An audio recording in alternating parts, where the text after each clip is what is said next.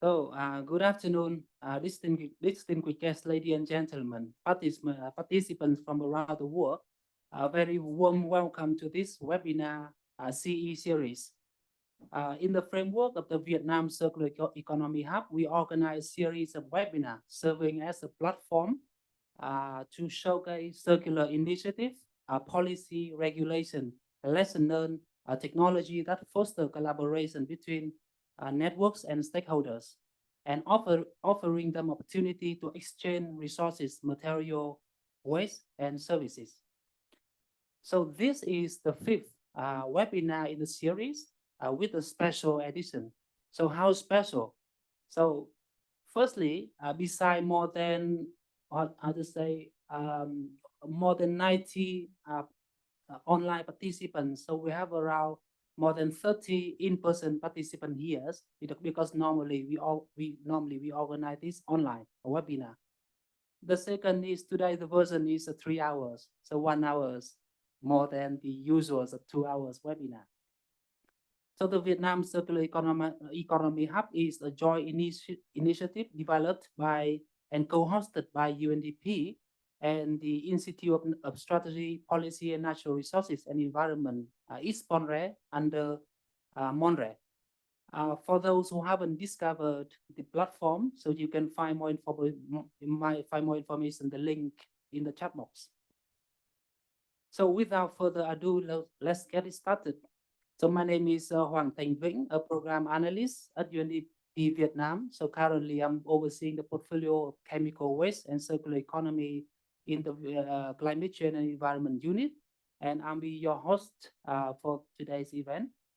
And we are honored to welcome speakers and panelists sitting here in this row.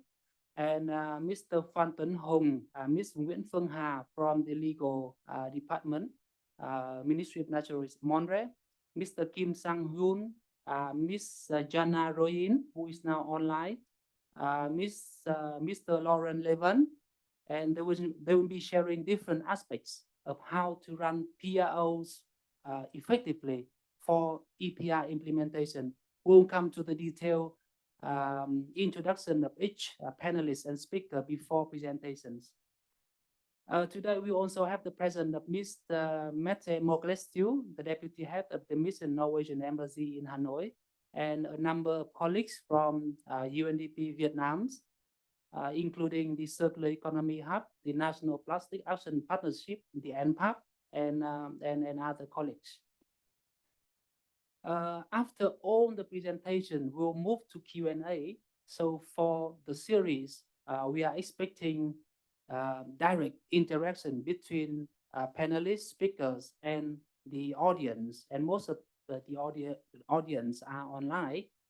And for the audience, you can raise questions by putting your questions on the chat box or the raise your hands if you want to speak. So the topic today, EPR and PROs are the two keywords. So firstly, about EPR. So this is an environmental policy. So I guess most of the audience here knows, and of course knows a lot about EPR. So an environmental policy approach with the producer's responsibility for product is extended to the consumption stage and at the product life cycle. So two aiming for the EPR, shifting responsibility upstream and incentivize producer to be more environmental friendly, and especially at the design stage. So of course, I'm not talking about EPR further. It's most of the people are very much aware of. How about PRO? I guess not everybody. Someone still confused. What is PRO? So when I ask people about PRO, someone, oh, that is a packaging recycling organization where Mr. Lawrence now representing. Yes, that is a PRO, but that is a pro Vietnam. But the PRO we are talking about is a producer responsibility organization. So it's an entity being delegated by producers to implement the EPR policy. The PL plays an important role in implementing EPR scheme. So today's event, we will be listening to the experience of different countries in applying the PRO for EPR implementation in Norway, in Germany, in Korea, and worldwide share from the online participants. And this is very good experience lesson for Viet Nam to prepare for the 2024 a key milestone for EPR implementation, and we'll be listening shortly the presentation shared by the Department of Legal Affairs Montreal. So without further ado, let's move on today with the main part, the presentations from our speakers. So as you see, the first presentation will come from Department of Legal Affairs. I would like to invite Ms. Nguyễn Phương Hà, the member from the EPR office. So Ms. Hà began to work for the department in Montreal in 2020 to support the development of the EPR policy. And currently she's member of the EPR office as a communication and international cooperation officer. And she's going to present EPR mechanisms of Viet Nam and highlighting what is the key milestone ahead, starting to be enforced from the 1st of January 2024. And the floor is yours.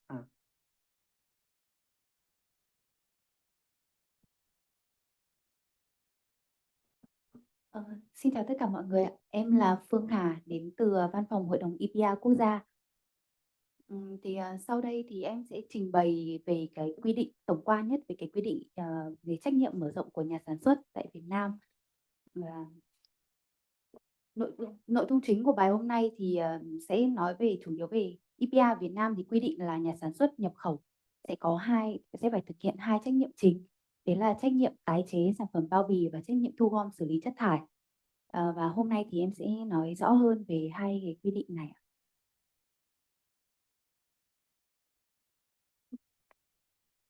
Next. Thì theo quy định của Luật Bảo vệ môi trường thì khi nhà sản xuất họ thiết kế sản xuất nhập khẩu sản phẩm hàng hóa đưa ra thị trường và tới tay người tiêu dùng, thì sau khi người tiêu dùng sử dụng cái sản phẩm hàng hóa đó thì nó sẽ bị thải bỏ và trở thành chất thải. Theo trong Luật Bảo vệ môi trường quy định là trách nhiệm mở rộng của nhà sản xuất ở đây nghĩa là họ sẽ phải có trách nhiệm đối với cái sản phẩm hàng hóa bị thải bỏ đó bằng cách là thực hiện cái trách nhiệm tái chế đối với cái sản phẩm bao bì mà có giá trị tái chế cao và có giá trị tái chế, và trách nhiệm thứ hai là trách nhiệm xử lý chất thải đối với các cái sản phẩm bao bì mà khó có khả năng chứa chất độc hại này, khó có khả năng tái chế và gây khó khăn cho quá trình thu gom và xử lý. Next. Chúng ta sẽ đi vào quy định đầu tiên liên quan đến cái trách nhiệm tái chế của nhà sản xuất nhập khẩu được quy định tại điều 54 của Luật Bảo vệ môi trường. Về đối tượng và cũng như là lộ trình để thực hiện. Ở đây sẽ có nhà sản xuất nhập khẩu của 6 nhóm ngành hàng sẽ phải thực hiện cái trách nhiệm tái chế. Đầu tiên đấy là nhóm ngành hàng bao bì, thứ hai là pin ắc quy, thứ ba là dầu nhớt và xăm lốp, điện điện tử, và nhóm ngành hàng cuối cùng đấy là phương tiện giao thông. Và lộ trình để thực hiện của các nhóm ngành hàng này sẽ là bao bì, pin ắc quy, dầu nhớt và xăm lốp sẽ là thực hiện từ mùng 1 tháng 1 năm 2024. Điện điện tử sẽ là từ mùng 1 tháng 1 năm 2025 và phương tiện giao thông sẽ là bắt đầu từ mùng 1 tháng 1 năm 2027. Và đối với cái nhóm ngành hàng bao bì thì sẽ không phải tất cả nhà sản xuất nhập khẩu của nhóm ngành hàng bao bì sẽ phải thực hiện, mà nó sẽ theo cái quy mô, đấy là phụ thuộc vào doanh thu cũng như là cái giá trị giá trị nhập khẩu của năm liền trước doanh nghiệp đó. Cái này thì sẽ nói rõ hơn ở slide sau. Next. Về cái nhóm ngành hàng bao bì thì ở đây bao bì chúng tôi sẽ tính là bao bì thương phẩm, là theo quy định về cái nhãn hàng hóa, và sẽ gồm là bao bì trực tiếp và bao bì ngoài của cái sản phẩm hàng hóa. Của nhóm thứ nhất đấy là bao bì của thực phẩm theo quy định về an toàn thực phẩm. Thứ hai đấy là mỹ phẩm theo quy định về điều kiện sản xuất mỹ phẩm. Thứ ba đấy là thuốc theo quy định của pháp luật về dược. Thứ tư đấy là về phân bón rồi thức ăn chăn nuôi và thuốc thú y. Thứ năm đấy là về chất tẩy rửa và cũng như là các cái chế phẩm sử dụng trong gia dụng nông nghiệp và y tế. Và cuối cùng đấy là xi măng.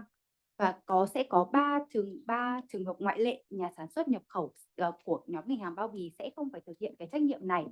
Thứ nhất đấy là khi nhà sản xuất nhập khẩu họ sản xuất cái hàng hóa ra để cho mục đích là nhập khẩu này, hoặc tạm nhập, tái xuất, hoặc là sản xuất nhập khẩu phục vụ cho cái mục đích nghiên cứu, học tập cũng như là thử nghiệm. Thứ hai là trường hợp nhà sản xuất nhóm ngành hàng bao bì họ có cái doanh thu từ bán hàng cũng như là cung cấp dịch vụ của năm trước dưới 30 tỷ đồng. Và trường hợp thứ ba đấy là nhà nhập khẩu ngành hàng bao bì, nhà nhập khẩu bao bì mà có cái giá trị nhập khẩu tính theo cái giá trị hải quan là của năm trước dưới 20 tỷ đồng thì sẽ không phải thực hiện cái trách nhiệm tái chế này. Liên quan ở trong quy định về trách nhiệm tái chế này sẽ có hai cái khái niệm mà chúng ta cần lưu ý để thực hiện, đấy là liên quan đến cái tỷ lệ tái chế bắt buộc cũng như là quy cách tái chế bắt buộc. Tỷ lệ tái chế bắt buộc thì sẽ được quy định tại điều 78 của Nghị định 08 năm 2022 của Chính phủ, và quy định đấy là định nghĩa đấy là cái tỷ lệ tái chế bắt buộc sẽ là cái tỷ lệ khối lượng sản phẩm bao bì tối thiểu phải được tái chế theo cái quy cách tái chế bắt buộc trên cái tổng khối lượng sản phẩm bao bì được đưa ra thị trường và nhập khẩu trong năm thực hiện trách nhiệm. Và cái này thì sẽ được điều chỉnh 3 năm một lần theo hướng tăng dần theo cái yêu cầu bảo vệ môi trường. Thì quy định chi tiết thì mọi người có thể xem tại cái cột 4 của phụ lục 22 quy định tại Nghị định 08. Thứ hai đấy là quy định về cái quy cách tái chế bắt buộc. Thì quy cách tái chế bắt buộc ở đây được định nghĩa đấy là các cái giải pháp tái chế được lựa chọn kèm theo cái yêu cầu tối thiểu về lượng vật liệu được thu hồi đối với cái tái chế cái sản phẩm bao bì. Và nhà sản xuất nhập khẩu thì có thể lựa chọn một trong nhiều cái giải pháp tái chế quy định tại cột 5 của phụ lục 22 Nghị định 08.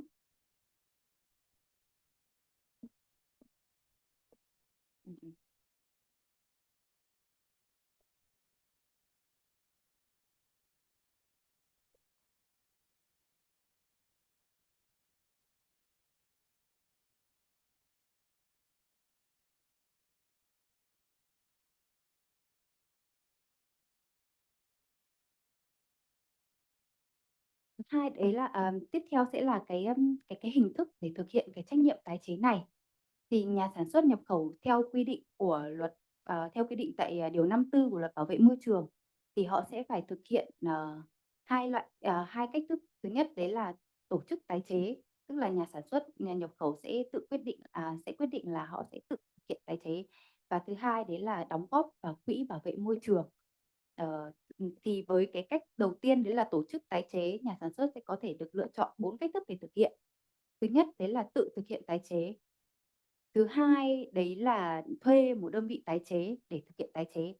Thứ ba đấy là ủy quyền cho một tổ chức trung gian thứ ba. Và thứ tư đấy là kết hợp các cái hình thức cả ba cách thức trên để thực hiện. Và đối với cái hình thức là thuê đơn vị tái chế và ủy quyền cho tổ chức trung gian thì Bộ Tài nguyên Môi trường cũng sẽ có cái công bố cái danh sách các cái đơn vị tái chế và đơn vị được ủy quyền để nhà sản xuất nhập khẩu có thể tham khảo và lựa chọn trên cái danh sách công bố đó. Và cái danh sách này sẽ được công bố theo từng đợt, và dự kiến là danh sách đầu tiên thì sẽ được công bố trong năm nay. Đối với cái cách thức đối với hình thức thực hiện thứ hai đấy là đóng góp tài chính vào quỹ bảo vệ môi trường, thì chúng ta sẽ có công thức tính cái số tiền phải đóng góp dựa theo cái công thức như phía trên slide, đấy là F bằng R nhân V nhân FS. Thì ở đây F sẽ là cái số tiền chúng ta phải nộp, R là cái tỷ lệ tái chế bắt buộc, V sẽ là cái khối lượng sản phẩm bao bì được đưa ra thị trường và FS ở đây sẽ là cái tỷ lệ tái chế cái định mức chi phí tái chế. Như trên đây chúng ta có thể thấy là đây là cái FS dự kiến cho cái nhóm ngành hàng bao bì. Thì ở đây chúng tôi sẽ tính FS dựa trên là theo công thức là gồm có chi phí thu gom, vận chuyển, nhân với cả cái hệ số điều chỉnh.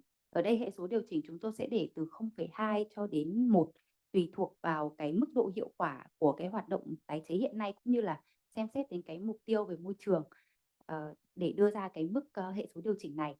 Và sau khi cái chi phí thu gom vận chuyển cộng với cả hệ số điều chỉnh thì sẽ cộng với cả cái chi phí quản lý hành chính để ra được cái con số FS. Đây là dự kiến cho các nhóm ngành hàng Vinaqui, Next, dầu nhớt, xăm lốp và cũng như là điện điện tử và phương tiện giao thông.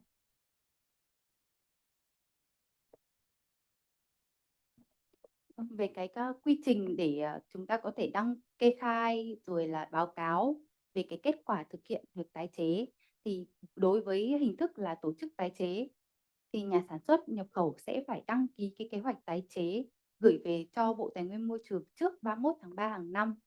Và sau khi thực hiện cái kế hoạch tái chế này thì họ sẽ phải báo cáo cái kết quả tái chế vào trước 31 tháng 3 hàng năm, trước 31 tháng 3 của năm sau.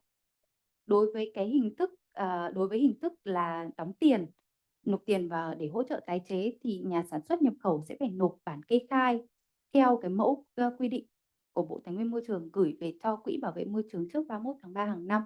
Và nhà sản xuất nhập khẩu có thể lựa chọn theo hai cách đóng tiền. Thứ nhất là đóng 100% vào trước 20 tháng 4 hàng năm. Và cách thứ hai đấy là chia ra thành 2 lần.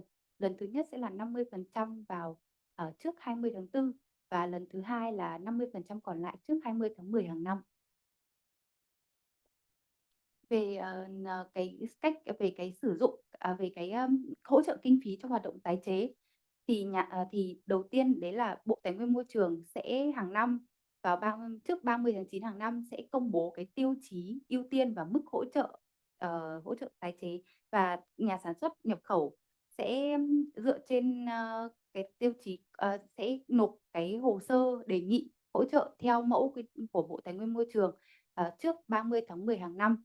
Và sau khi nộp hồ sơ xong thì Hội đồng EPR quốc gia sẽ thẩm định cái hồ sơ đề nghị đó, và trên cơ sở thẩm định của Hội đồng EPR thì Bộ Tài nguyên Môi trường sẽ phê duyệt hồ sơ, và đơn vị cái tổ chức được Bộ Tài nguyên Môi trường giao thực hiện sẽ có trách nhiệm là phải thông báo và ký kết hợp đồng hỗ trợ đối với cái cơ quan tổ chức mà được nhận hỗ trợ, và Quỹ Bảo vệ Môi trường Việt Nam sẽ thanh toán cái tiền hỗ trợ này dựa theo cái hợp đồng đã ký kết. Và nguyên tắc ở đây đấy là cái khoản tiếp nhận và cái việc tiếp nhận và sử dụng cái quỹ đóng góp tài chính này sẽ được sử dụng một cách công khai, minh bạch và đúng mục đích. Đây là cái sơ đồ tổng quan về việc thực hiện trách nhiệm tái chế của nhà sản xuất nhập khẩu theo quy định tại Điều 54 của Luật Bảo vệ Môi trường. Ở đây thì chúng ta thấy là nhà sản xuất nhập khẩu có thể lựa chọn hai hình thức. Thứ nhất là tự tổ chức tái chế, và thứ hai đấy là đóng góp vào Quỹ Bảo vệ Môi trường Việt Nam. Đối với hình thức tổ chức tái chế thì có thể thông qua cách thức thứ nhất là thuê đơn vị tái chế, tự tổ chức tái chế và ủy quyền cho đơn vị thứ ba, hoặc kết hợp cả ba cách thức. Và sau khi thực hiện theo cái kế hoạch và tái chế đã đăng ký thì họ sẽ phải báo cáo kết quả tái chế về cho Bộ Tài nguyên Môi trường để giám sát. Và đối với hình thức là đóng góp vào Quỹ Bảo vệ Môi trường thì nhà sản xuất nhập khẩu sẽ nộp tiền vào Quỹ Bảo vệ Môi trường, và cái quỹ này sẽ được hỗ trợ chủ yếu là cho các cái đơn vị tái chế, và cơ quan tổ chức đơn vị tái chế mà có nhu cầu muốn nhận cái đề nghị hỗ trợ này thì có thể gửi và thẩm hồ sơ về cho Bộ Tài nguyên Môi trường, và Hội đồng EPR quốc gia sẽ thẩm định cái hồ sơ này, và Bộ Tài nguyên Môi trường sẽ quyết định là phê duyệt cái đóng góp hỗ trợ này. Và cơ quan hải quan cũng như là thuế ở đây sẽ có trách nhiệm là phối hợp với cả Bộ Tài nguyên Môi trường trong việc cung cấp các thông tin liên quan đến thuế và hải quan, cũng như là các thông tin liên quan đến sản phẩm bao bì mà theo yêu cầu của Bộ Tài nguyên Môi trường đề nghị cung cấp. Về trách nhiệm thứ hai đấy là trách nhiệm về thu gom và xử lý chất thải của nhà sản xuất nhập khẩu đối với các cái sản phẩm hàng bao bì mà chứa chất độc hại, có khả năng tái chế hoặc gây khó khăn cho thu gom xử lý. Thì đối tượng ở đây sẽ là đối tượng sẽ bao gồm là thuốc bảo vệ thực vật, pin sử dụng một lần, kẹo cao su, táo bỉm, thuốc lá và sản phẩm chứa nhựa tổng hợp. Và lộ trình ở đây thì tất cả đối tượng của điều 55 này đều phải thực hiện là bắt đầu từ mùng 1 tháng 1 năm 2022. Và cũng sẽ có 3 trường hợp ngoại trừ tương tự như đối với đối tượng tái chế của nhóm ngành hàng bao bì. Đấy là nhà sản xuất nhập khẩu sản xuất sản phẩm bao bì để xuất khẩu này, hoặc là tạm nhập tái xuất, hoặc sản xuất nhập khẩu cho với mục đích là nghiên cứu, học tập và thử nghiệm. Thứ hai đấy là nhà sản xuất mà có cái doanh thu từ bán hàng cũng như là cung cấp dịch vụ của năm trước dưới 30 tỷ đồng.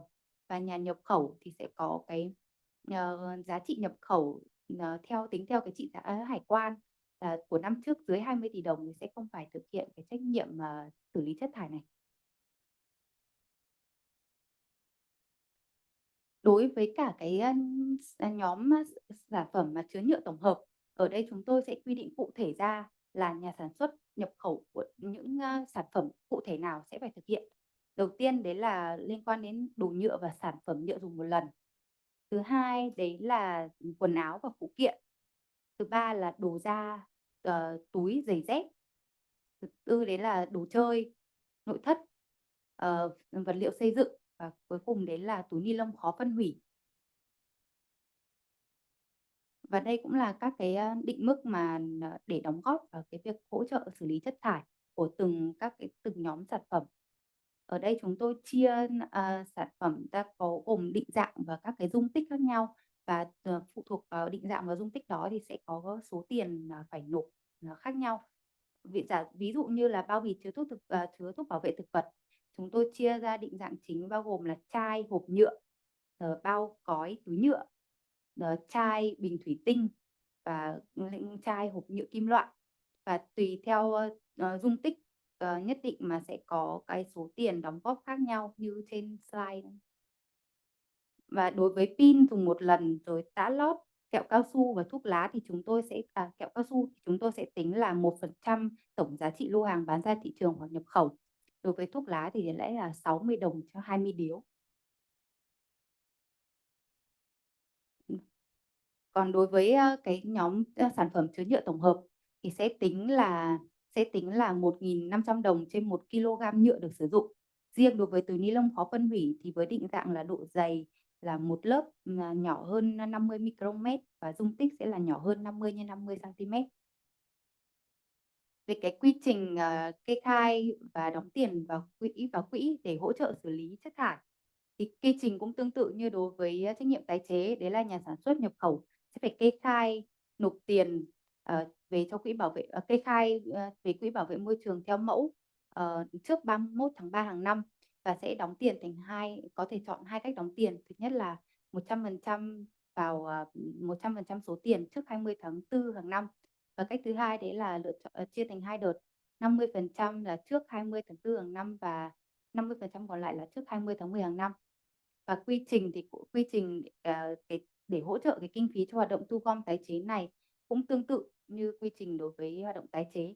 Đấy là Bộ Tài nguyên Môi trường sẽ công bố tiêu chí ưu tiên mức hỗ trợ trước 30 tháng 9 hàng năm.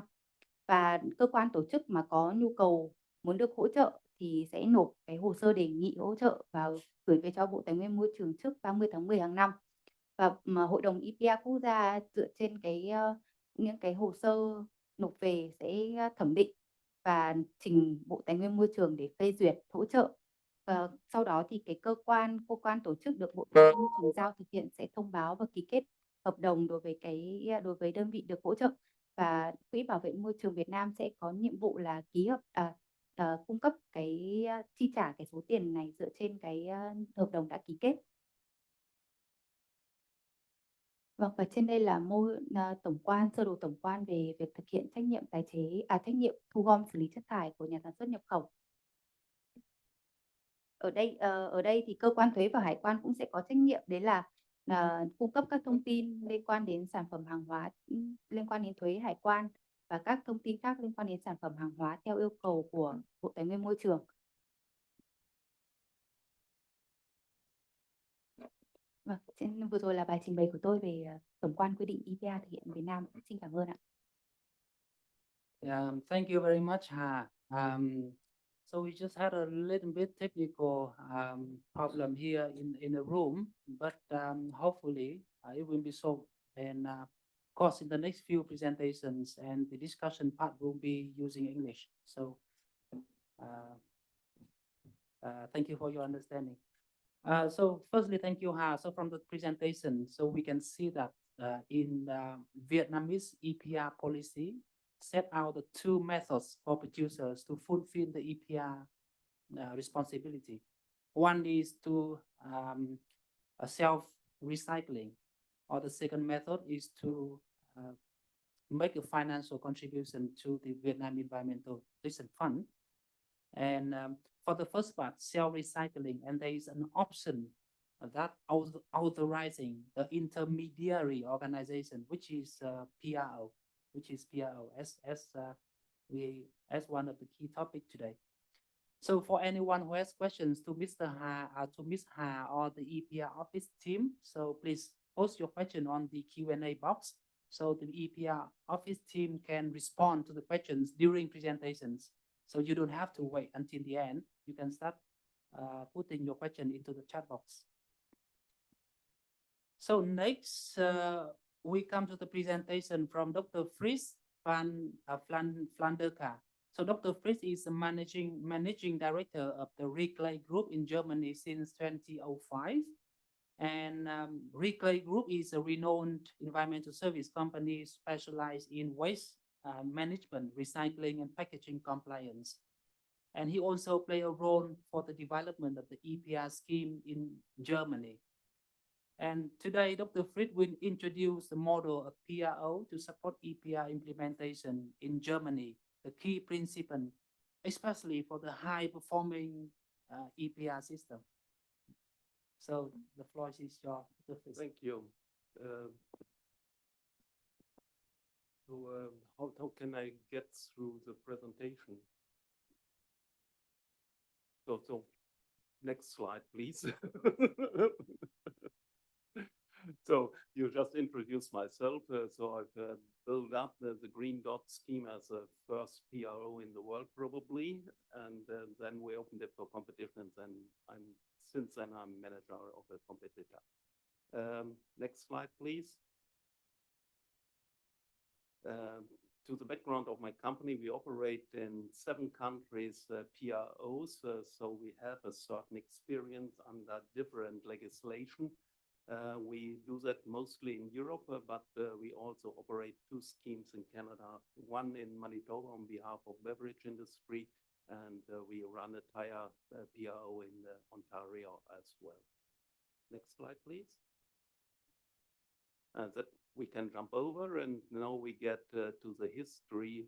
Next slide, please. Next slide. So just to report the situation, how we build up a PRO and run a PRO in Germany. That all has started at the end of the 80s of the last century, so more than 30 years ago. And at that time, we had a packaging consumption of around about 50 million tons per year. And the crucial fact was that packaging has constituted 50% of the volume and 30% of the weight of the household waste. So it was an enormous part of the household waste, and therefore it was a crucial factor. And at that time, the landfill capacities were only sufficient for the next 2 or 5 years. So that was the estimation.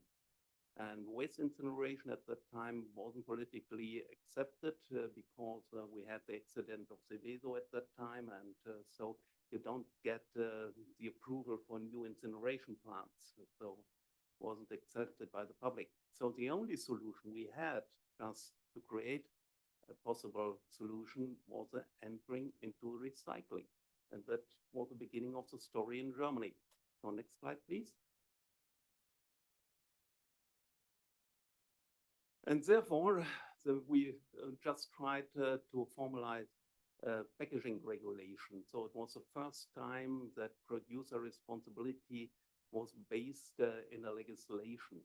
And therefore, we make a lot of mistakes because we just tried that. And we introduced first individual take back and recycling and deposit obligation. So that was the basis addressed to the affected producers. And alternatively, get rid of them, they were able to build up a PRO. And the PRO has then to cover all the responsibilities foreseen individually for the producer. So that was the system behind that. We have changed the system in a lot of amendments. So the participation in a PRO now is the obligation and not the individual producer responsibility. So that is the change in the structural background. So next slide, please.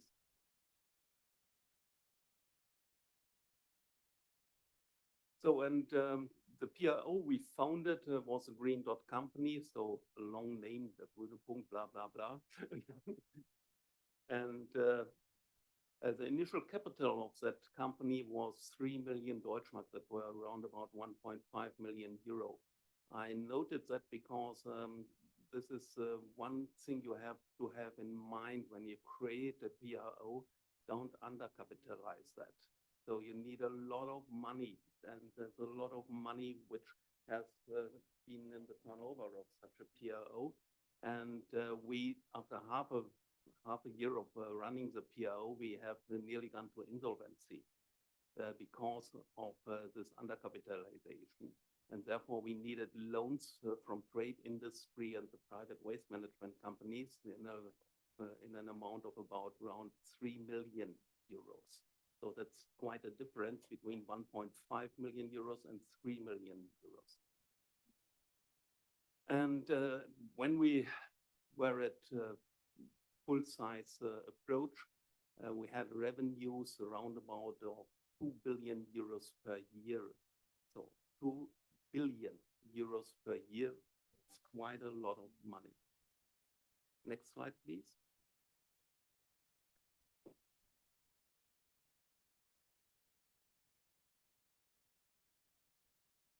So because the participation in this PRO wasn't foreseen in the law, so we didn't have participation obligation in the law, we just had to create a vehicle that enhanced affected producers to join the PRO. Therefore, we created the trademark, the Green Dot, and the participation. Thank you. And this was a trick that the participation goes through a brand usage agreement. So that's not anymore necessary. So usual legislation foresee a participation in a PRO, and so the Green Dot is not longer relevant for the system participation. But so what does the PRO? The PRO, first of all, set up and finance the collection and recycling infrastructure. And that's the most important task of a PRO, just to get the structural change into place. And we had a delay of 2 years just to set up the necessary collection structure for more than 80 million inhabitants. That has been a real severe target, but we made it. And therefore, because it's a special German approach, foreseen in the law was that this collection system has to build up independently from the public one. So municipalities have not been the born partner for collection. And so we have commissioned mainly private waste disposal companies with a collection of the used packaging. Besides, so we introduced the system based on 3 pillars. So we separated into lightweight packaging, that's mostly plastics, metals, corrugated board, and all these things. Then we separated for glass, which plays an important role in Germany, and we separated for paper. So for lightweight packaging, we introduced a household collection system, mostly for all inhabitants. And for glass, we installed a bring system by big containers. You can see them there on the picture on the left side. That's a typical glass container. Better? So that's a typical glass collection container in the German street or just on a parking or wherever. And for paper, there have been municipalities who have already installed a separate paper collection at the time. Therefore, we use the paper collection system of municipalities. And that's still the case. So we have a coordination of the paper collection with municipalities together. And municipalities are responsible for newspapers and printed papers. And the PROs are responsible in a financial sense just for the paper packaging. That was a collection system, and besides that, we have to build up a sorting system. So at that time, we had sorting contracts with around about 300 facilities. Now we have sorting contracts with 30 facilities, and that is one of the effective developments that the sorting technology has developed in a way that it becomes more efficient and much bigger facilities. At that time, we didn't know much about recycling, especially in plastics. So we asked the affected industry just to take care to build up the necessary recycling facilities. That has changed totally. So the recycling facilities are not any longer run by the industry sector, so they are run by waste management companies. And so that has changed over the time. As I pointed out, we started with a monopoly approach, not foreseen in the law, but by the approval requirements, it led to what we call natural monopoly. And for the first 12 years, that was an approach which was well accepted in Germany. After a certain period of time, and that occurs around about 10 years after founding the Green Dot Company, the questions from the competition officers occur more and more, and therefore we had to make numerous changes in the corporate structure of the company. And at the end, we were asked to open it for competition and just leave it away from the responsibility of the affected industry. And therefore, it was sold to an American investment company, KKR, in 2005. That was the initial point where competition takes place in Germany. Now we have 10 systems, 10 PROs competing in the market for packaging. You can see that on the slide beside. There are some bigger ones. Wrigley has a market share, it's number 3 from above. So we have a market share of around about 15%. The old Green Dot scheme has 17%. And a new competitor, Ballant, has more than 20%. So these are the leading systems. And you see numerous systems which much lower market shares, which are specialized in some regards. But on the long run, we expect that 5 to 6 competitors will survive in the market. If you open it to competition, you have to make changes in the law. So there must be created a clearinghouse because the infrastructure doesn't change and would be used by the competitors in the same way. So you have to separate the costs of the infrastructure in a proper way so that every competitor could bear his real costs.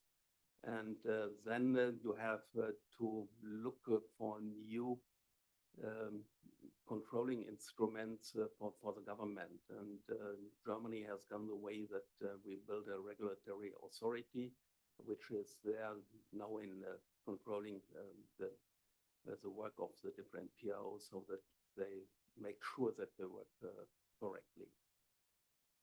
We had significant efficiency improvements, not overnight, but closely after the opening for competition, and we have initial cost reduction by 50%. And nobody expected that amount, and that is the most impressive view what competition could reach in a market.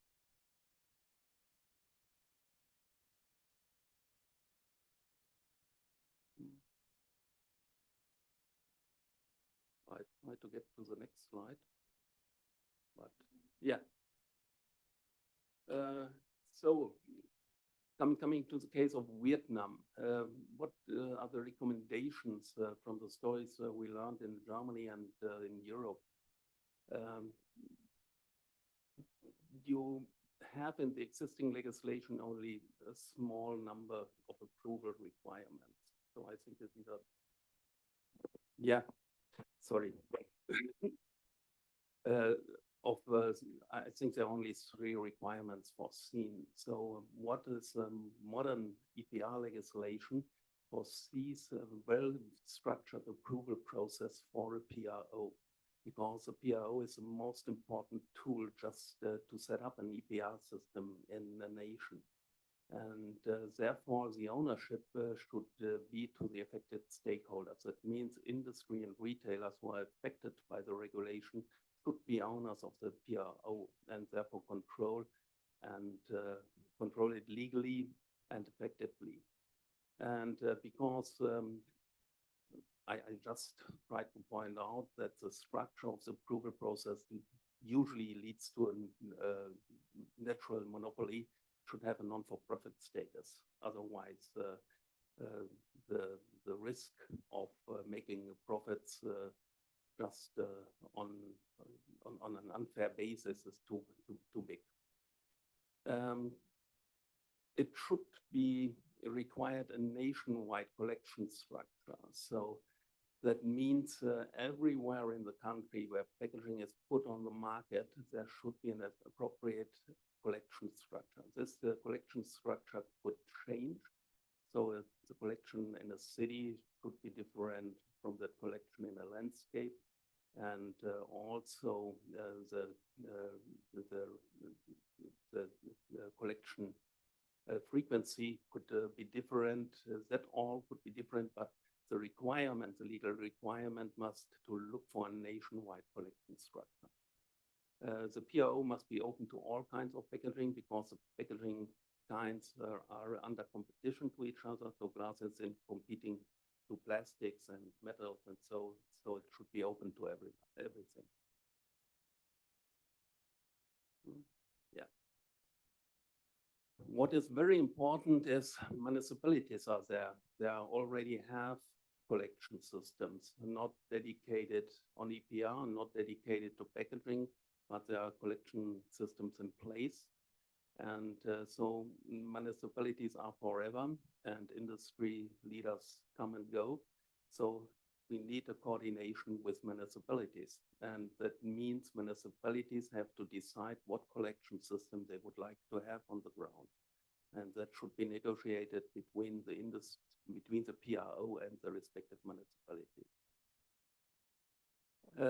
What is very important is to change the consumer behavior. If EPR should become success, consumer behavior must be changed. So consumers must be educated in separating their waste in a proper way, and to use the new possibilities of getting rid of that. And that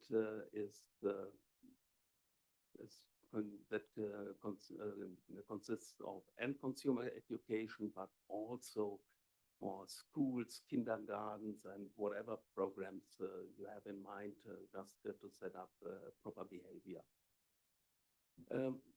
A PRO has to deliver, and that means it has to reach some collection targets if they are foreseen in the law, but at the end that has to reach certain recycling results and to demonstrate proof of that.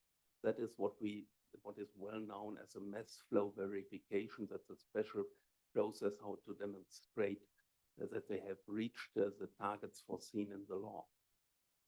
What is virtual in countries like Vietnam is the inclusion of the informal sector.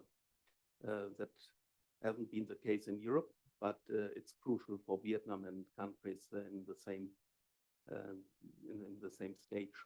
So we just had a discussion this morning in the ministry how to include the informal sector. So I can't give an answer from this desk. So the informal sector is different from country to country and usually from region to region. So our advice would be to ask the PRO to do just or to ask for a proposal by the PRO how to include the informal sector in a proper way, and that should be or could be a presentation which should be approved by the ministry. And because it differs from region to region, and so to find a proper inclusion is not an easy thing. At the end, what has come up over the last years is because there was competition and some PROs failed at the end, and then the question is what would be done by the state or by the government. You have to ask for bank guarantee for the case of system discontinuation. So that's foreseen in most of the new laws. And that's the background for that also because it's a private sector and it's privately organized, also the bankruptcy is a case you should have in mind as a government.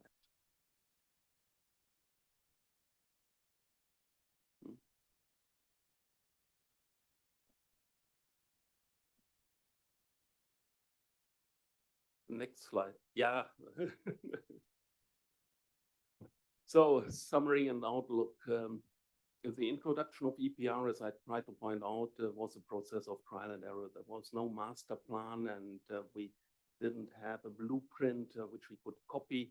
So we have just done or just created by best estimation. And so a lot of amendments of the respective law have been necessary, and we now face the 11th amendment of the respective law. So it's a steady process. What has come out is that the PRO is a core part of the EPR system, and that is the only stakeholder who can set up a nationwide collection and recycling infrastructure. So it's important to put stress on a PRO structure that works, and just to get the necessary requirements in the law to make industry or to take the initiative of industry to create an effective PRO. And therefore, we've seen the presentation before, Vietnam is on a way. There should be delivered proof if that way leads to the structure you have in mind, just to a separate collection and recycling infrastructure. If not, amendments may be necessary.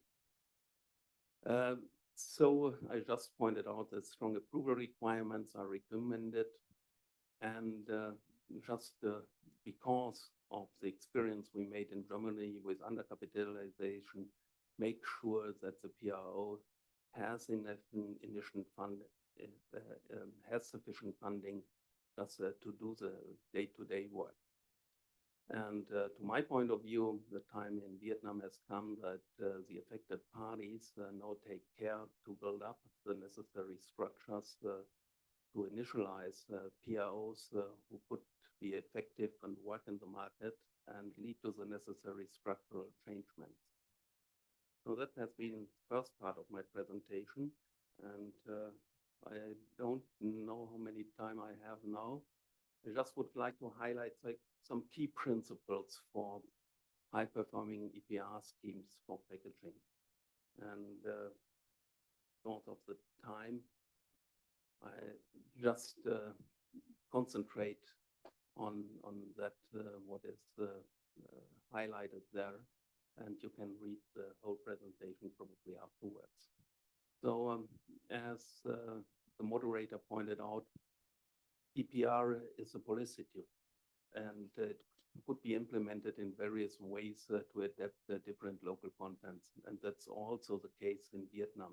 Vietnam can't take a blueprint which is to copy and then be implemented. So it has to find its own approach and has to make sure that it meets different local requirements. Based on global experience, EPR is the only proven way to provide ongoing and sufficient funding. And that is why EPR has become so popular in the last years. So circularity, everybody knows the waste hierarchy, and the waste hierarchy should be reflected in the EPR system as well. So, but EPR is the key that brings balance into the economics of recycling. And that is what EPR is dedicated in regard to the recycling hierarchy. Designing of packaging for recycling becomes a significant step. It is under discussion in nearly all legislations in the world. The question is how to go there and what is an adequate approach, and therefore discussions are running all over the world, but there is no universal legal definition how to get that. So we have a strong discussion on the European level by the new PPWR regulation, by the draft, but we will see the outcome. The incorporation of recycling content also is a new discussion occurring, and that is very important for waste industry and recycling industry because it directly stimulates the remanufacturing market. The question is how to get there, especially with food contact. We have limitations, and therefore DRS plays an important role for the recycling of beverage containers, because that's so far the only visible approach how to reach the recycling content with food contact. Eco-modulation is also an upcoming discussion, and the principle behind that is very simple. So those packaging who is more eco-friendly should pay a lower fee than those packaging which is not so eco-friendly. The question is, or the devil lies in the detail, how to arrange that. And so we have a lot of discussions and initiatives, but so far we have only a few approaches that works, and that works not over all aspects, it's just for few aspects. So concerning the performing of the system, it's necessary to well define the scope, the clear roles and responsibilities, and to set up targets which are realistic, and that's the role of government on behalf of EPR. And that's the most important role of the government, just to set up a legal framework which is strong enough to build up the necessary framework for the construction of a PRO.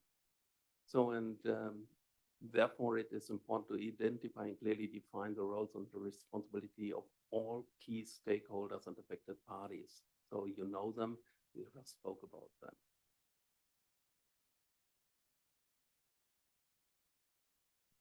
What has to be set up and how performance could be measured, that's mostly by recycling targets. And you can imagine different tools how to measure the result of a PRO, but worldwide recycling targets are going to deliver proof if the prerequisites are met. And these are the recycling targets of the European Packaging Directive. You see today we have a plastic recycling target of 20.5%, which is mostly reached in the member states of the European Union. But you see an increase within 3 years of 50%, and so most of the European member states are going to prepare themselves for the higher target, and that is really a shift to a new level. Besides that, Germany and the PROs in Germany have to reach a material recycling target, so a stronger definition of more than 63%. And we, at the time being, we're around, effectively around 70%.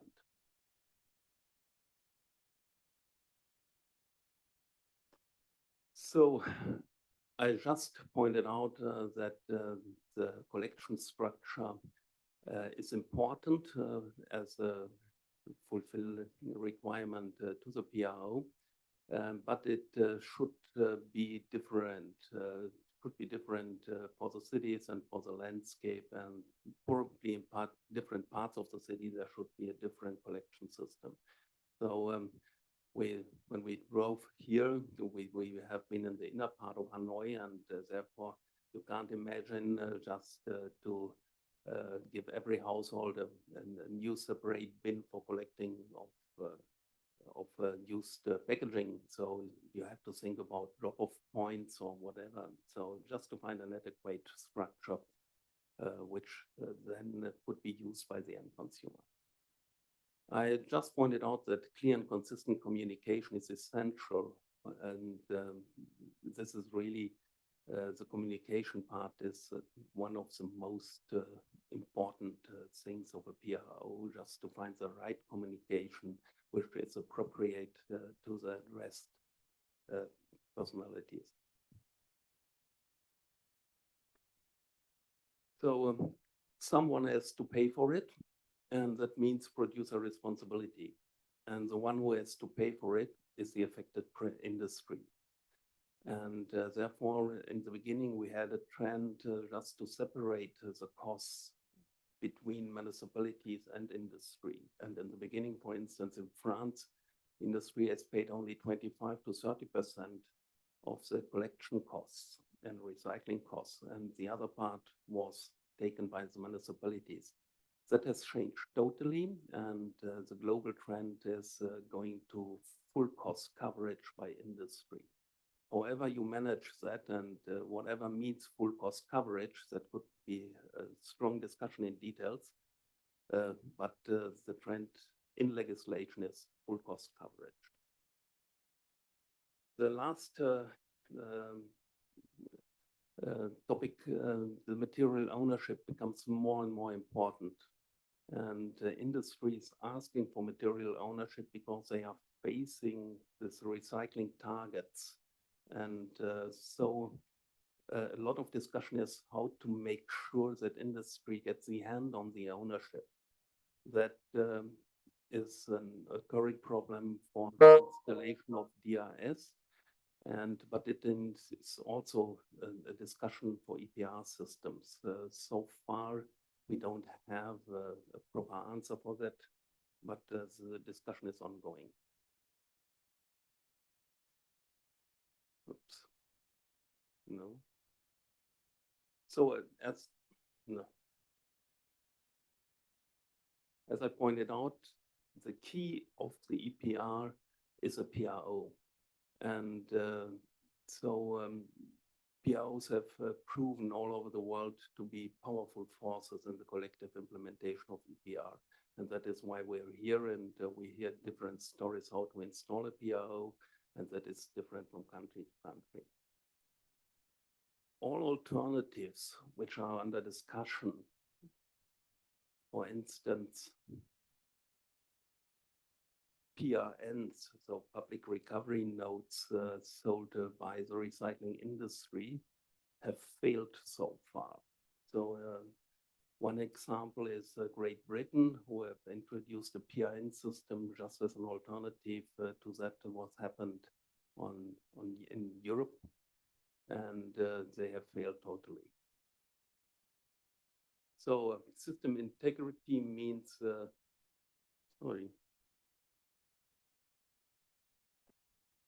that the legislator should set up the rules necessary to monitor and control the operations of PROs and how they fulfill the defined targets. And that it's a question how to find the right balance between industry initiative and the necessary controlling instruments for the government.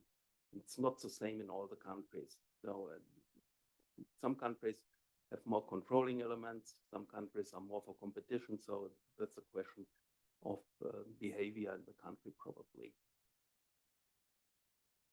So the usual instrument is to ask for annual reports. So conclusion, and then we are through and you have passed it. Legislation should be carefully engineered to define the scope of packaging and clearly distinguish the roles and responsibilities of stakeholders. So that's the biggest task of government, to find a clear legislation approach. And governments have the power just to ask for ambitious and attainable targets. So I think it's both necessary. It should be ambitious, but it should be attainable. So I've been in a country close to Viet Nam a couple of months ago, and they have set up targets for plastic recycling within a few years for 80%. That's ambitious. Question is it really attainable? And so I think you're on the right way, and on the right way in Vietnam, and it's a discussion in between industry and government, and so I'm very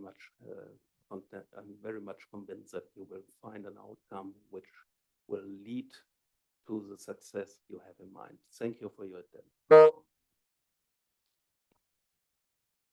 Thank you very much, Dr. Fritz. So Dr. Fritz just shared the experience in Germany, as well as the high performance EPR system.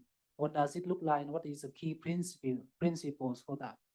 And also with the support from the Innovation Norway, so Dr. Fritz has been able to, do some detailed review of the legal framework on EPR in Vietnam and propose some recommendations. And I believe it is very much valuable for the team in Monterey and also for Vietnam to move ahead with this important policy.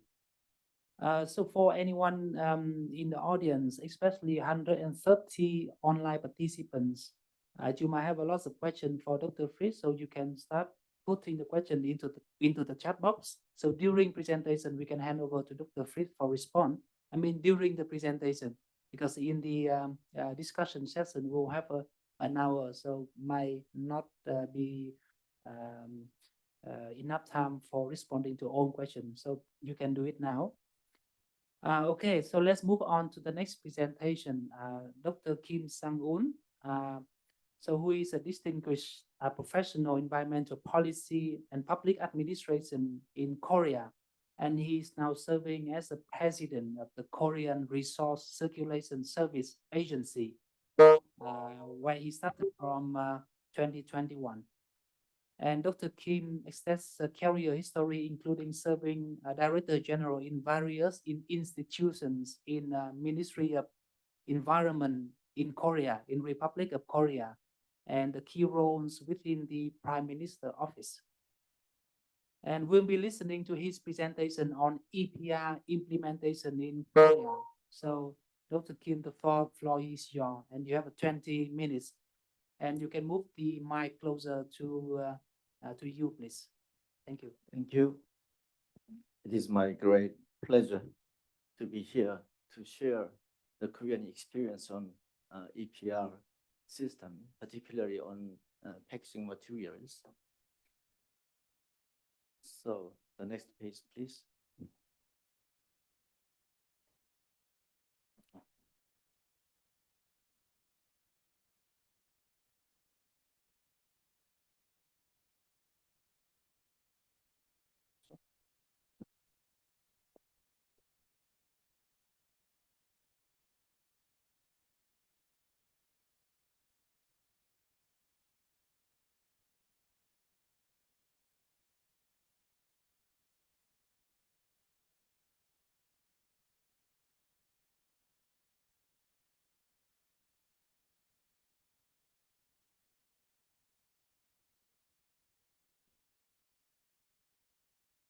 Before I move on, I'd like to introduce the Korean waste management system, just as an overview.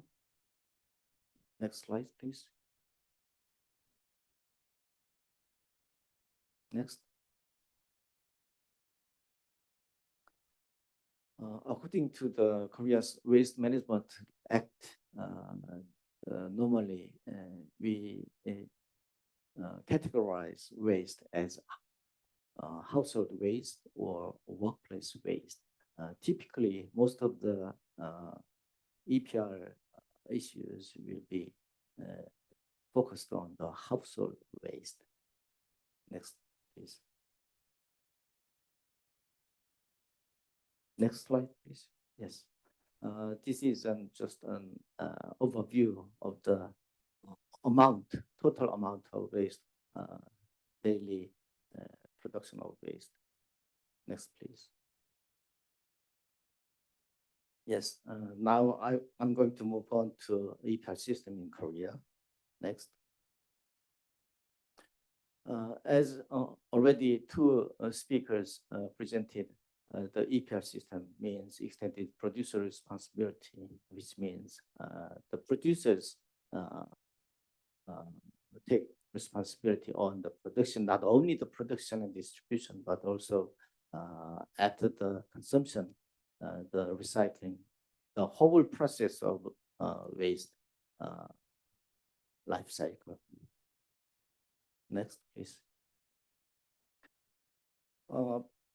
Before I introduce the Korean EPR system, I need to mention some background of the EPR system. In the mid-1990s, actually the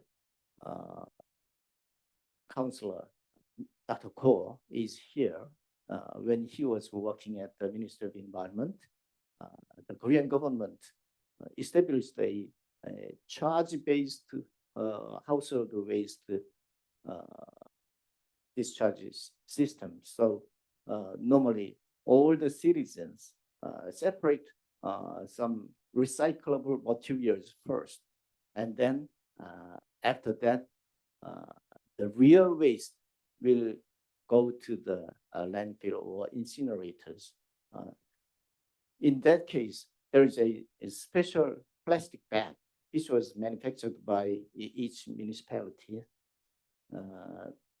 They need to buy a certain amount of money for just one plastic bag. For example, just one 20 liters, one plastic waste bag costs around 10,000 dong in Vietnamese. So they need to economize their waste discharge, which means they are going to separate all the bottles, cans, and paper cartons, etc. So in the mid-1990s, when the Korean government initiated the waste charge system, the recyclables made a broad recycle market. So there was just one background. And after that, from 2003, the government introduced the EPR system in Korea. So the waste charge system, which was introduced in 1990s, was a good background for introducing EPR system in Korea. Next slide first, please. No. Yes, this one. No, this one. Before I introduce EPR system, I'd like to mention the waste charge system first. It was very similar the Vietnamese system. Some items that is unsuitable to recycle, then all those items are imposed some waste charge. those items are, as you can see, pesticides and toxic substances containers, and antifreeze, gum, chewing gum, disposable diapers, cigarettes, and certain types of plastic products. Those items will be only charged. They are not for recycle. So besides those waste charge system, certain packaging materials will be borne by the EPR system. And also, as you can see, there are 24 types of products, such as batteries, tires, lubricants, and lamps, etc. Those two categories, one is product itself and other is packaging materials. I'm in charge of the packaging material EPR system in Korea. I'm not in charge of products. There are some other institutions. Regarding the packaging materials, we have 4 types of packaging materials, such as paper cartons, glass bottles, and metal cans, and plastic packagings. And if you look at the plastic packagings, we can see PET bottles. This is most sophisticated item in Korea at the moment.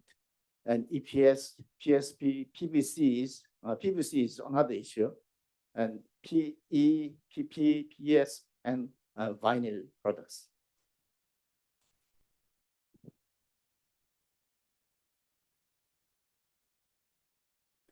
So this is the diagram for the governance of the Korean EPR system, particularly on packaging materials. Under the umbrella of the Ministry of Environment, there is a government institution, K-ECO, which is kind of a subsidiary of the Ministry of Environment. And the K-ECO overarching all the process of the packaging EPR system in Korea. So actually, in Korea, particularly the packaging materials EPR system in Korea, we have 2 organizations. One is KPRC and the KORA, where I'm in charge of the institution, which means the upstream, the KPRC is collecting the EPR charge from all the producers. And my institution, KORA, is distributing the support fee to the collecting companies or recycling companies. So we have a special contract between KPRC and KORA. There's no other competition, just like in Germany. It was very shocking news for me because we have only one PRO, which is separated by KPRC and KORA. Those 2 institutions are under the strict control of the Ministry of Environment. So K-ECO is has the function to verify all the process of the charging of the EPR charge and the distribution of support fees altogether. The whole process will be monitored by K-ECO.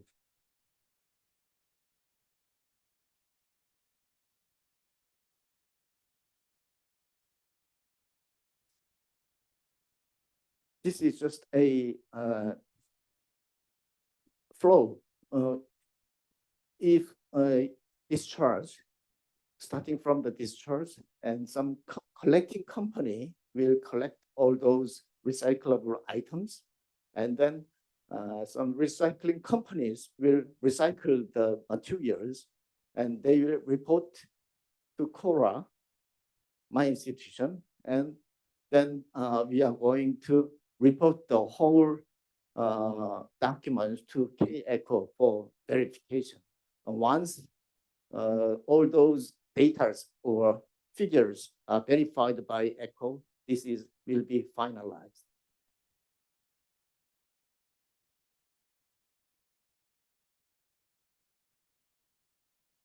This is a timeline of recycling obligations. You can have a look at the slides.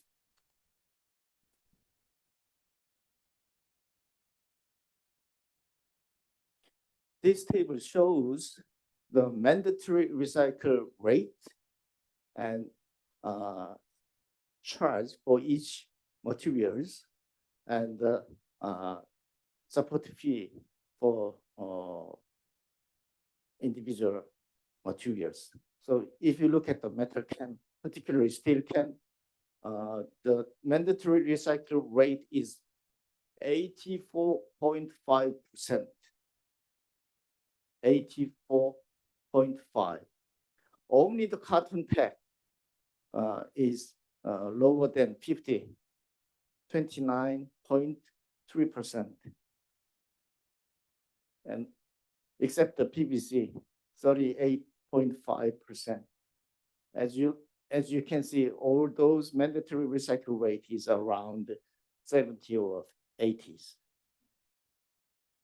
And the charge for each items per kilogram is around 101, which will be 2,000 dong in Vietnamese. You can see the discrepancy between charge and recycle fee, support fee, which means, for example, in the steel can column, the total charge will be 88.1 per kilogram, while the support fee for recycle is 81, which means the discrepancy, the gap between the two will be the managerial cost for operating the two institutions, KPRC and KORA. Okay. This is the some financial overview of the system.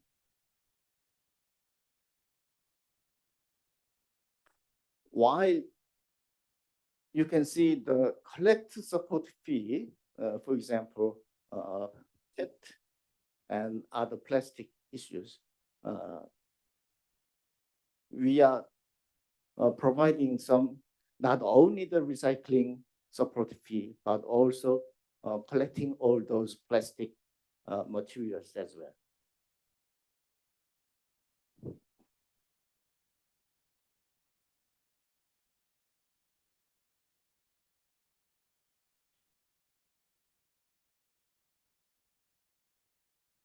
This table shows 2021 recycling status.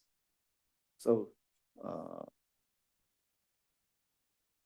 the sales volume, for example, steel can is 108,000 blah blah, and among them 83% was recycled.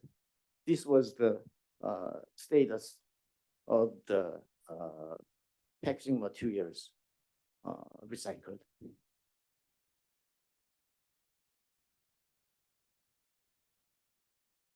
As you can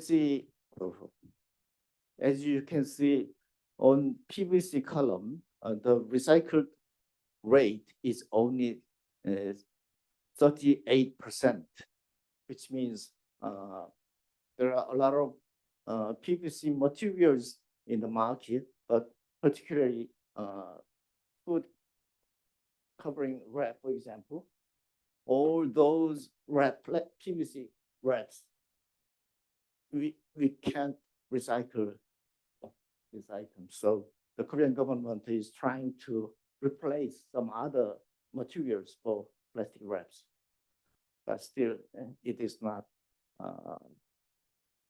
stable stage so far.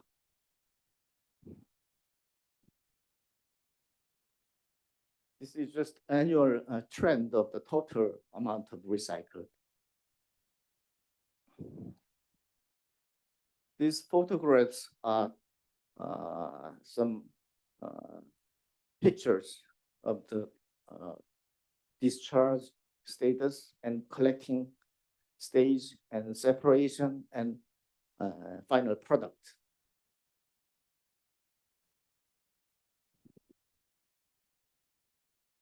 So the Korean government is trying to make some target on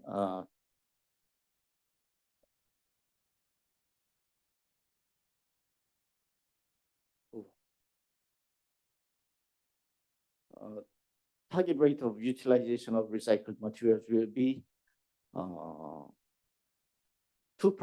this year to up to 10% in 2025 and 30% by 2030. This is target rate of utilization of plastic recycled materials set by Korean government.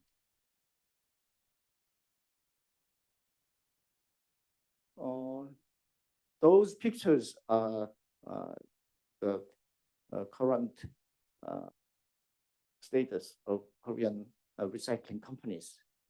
Once it is discharged in apartment house or in curbside, then it will be collected and separated by those recycling companies. This is pressed items, metal cans,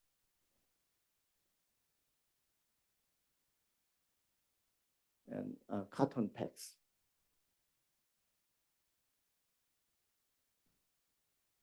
Glass bottles,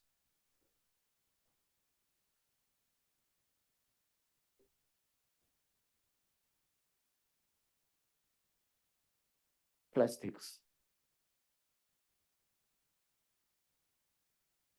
collected and pressed and crushed and melt and mold and will be produced as a product.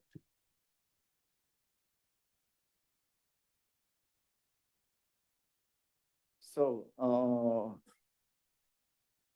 in Vietnam, if you are trying to implement the EPR system from January 2024, then plenty of issues will emerge in actual implementation. So as a correct, a kind of downstream operator, we are establishing some electronic data processing system inside. And also we have some verification procedure for individual recycling companies, such as CCTVs or some automatic weighing system, transmitting data system, etc. So you need a lot of systems to make all the process in a transparent manner.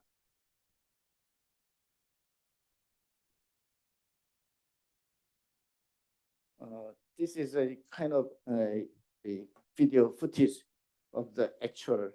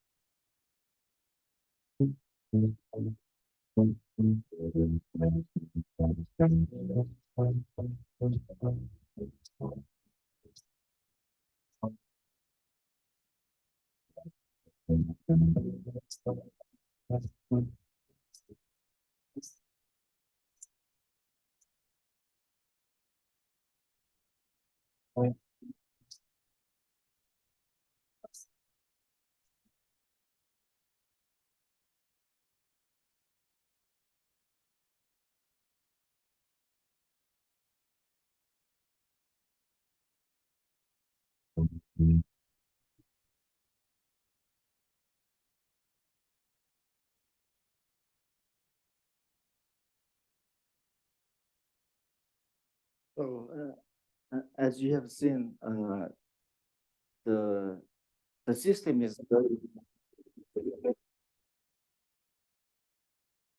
the system is highly sophisticated, but still it needs some manual separation as well. So my suggestion on EPR system, particularly for Vietnam, the separate discharge from household is essential, number one priority for the success of EPR. While in Korea, we have a kind of self-governance system in municipalities, which means the total waste management is the responsibility for, particularly for household waste, is the responsibility of municipalities. So although the Ministry of Environment is implementing a nationwide policy such as EPR system, each municipality, mayors or governors, they have their own policy.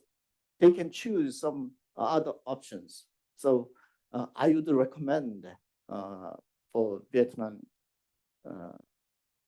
if you want to implement a successful EPR system in Vietnam, you need to focus on a nationwide standardized waste management system first. And although you have a nationwide system, you need to induce some participation and cooperation from the grassroots. So the educational or public awareness program to those all the citizens is very essential for the success of EPR system in Vietnam. And if you implement the EPR system in Korea, as I mentioned earlier, the background was waste charge system, which was introduced in 1995 or 4. After that, there are several recycling companies were established. So I'm not quite sure whether in Vietnam there are a lot of recycling private companies or not. But if there are not many private companies for recycling, it is my personal suggestion that the municipality, they organize a special recycling companies at the initial stage, and then after that, once it is at a stable stage, you can privatize those companies. That is my suggestion. Thank you for your attention. And I'd like to make some apology for my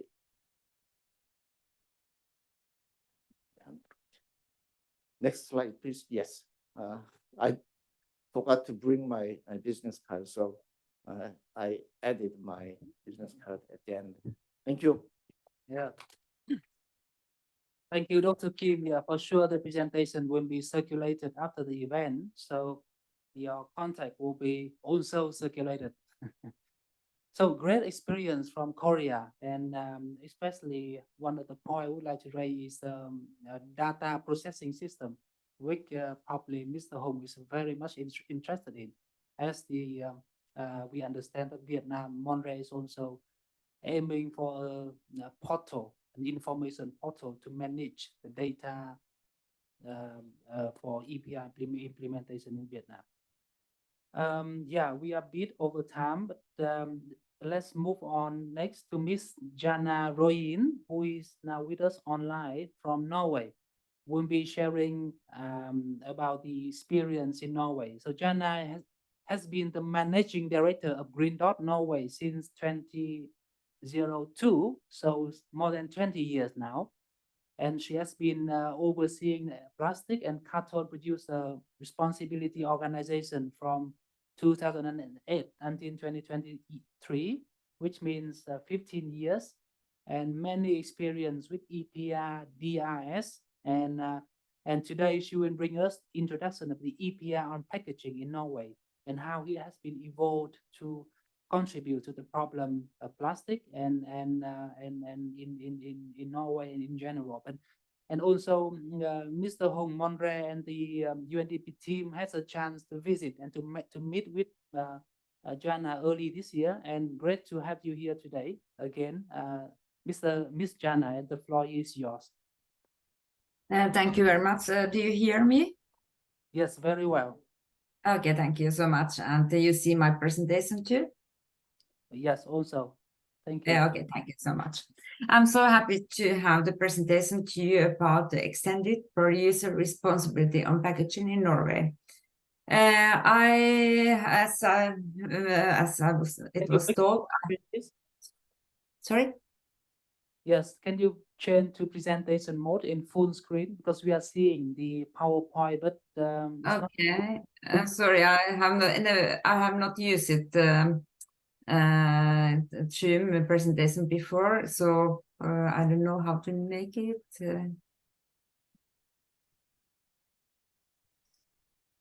Okay, can you?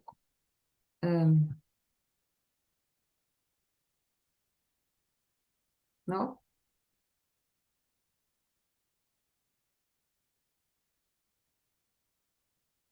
Maybe I can get the assistance to change the slides.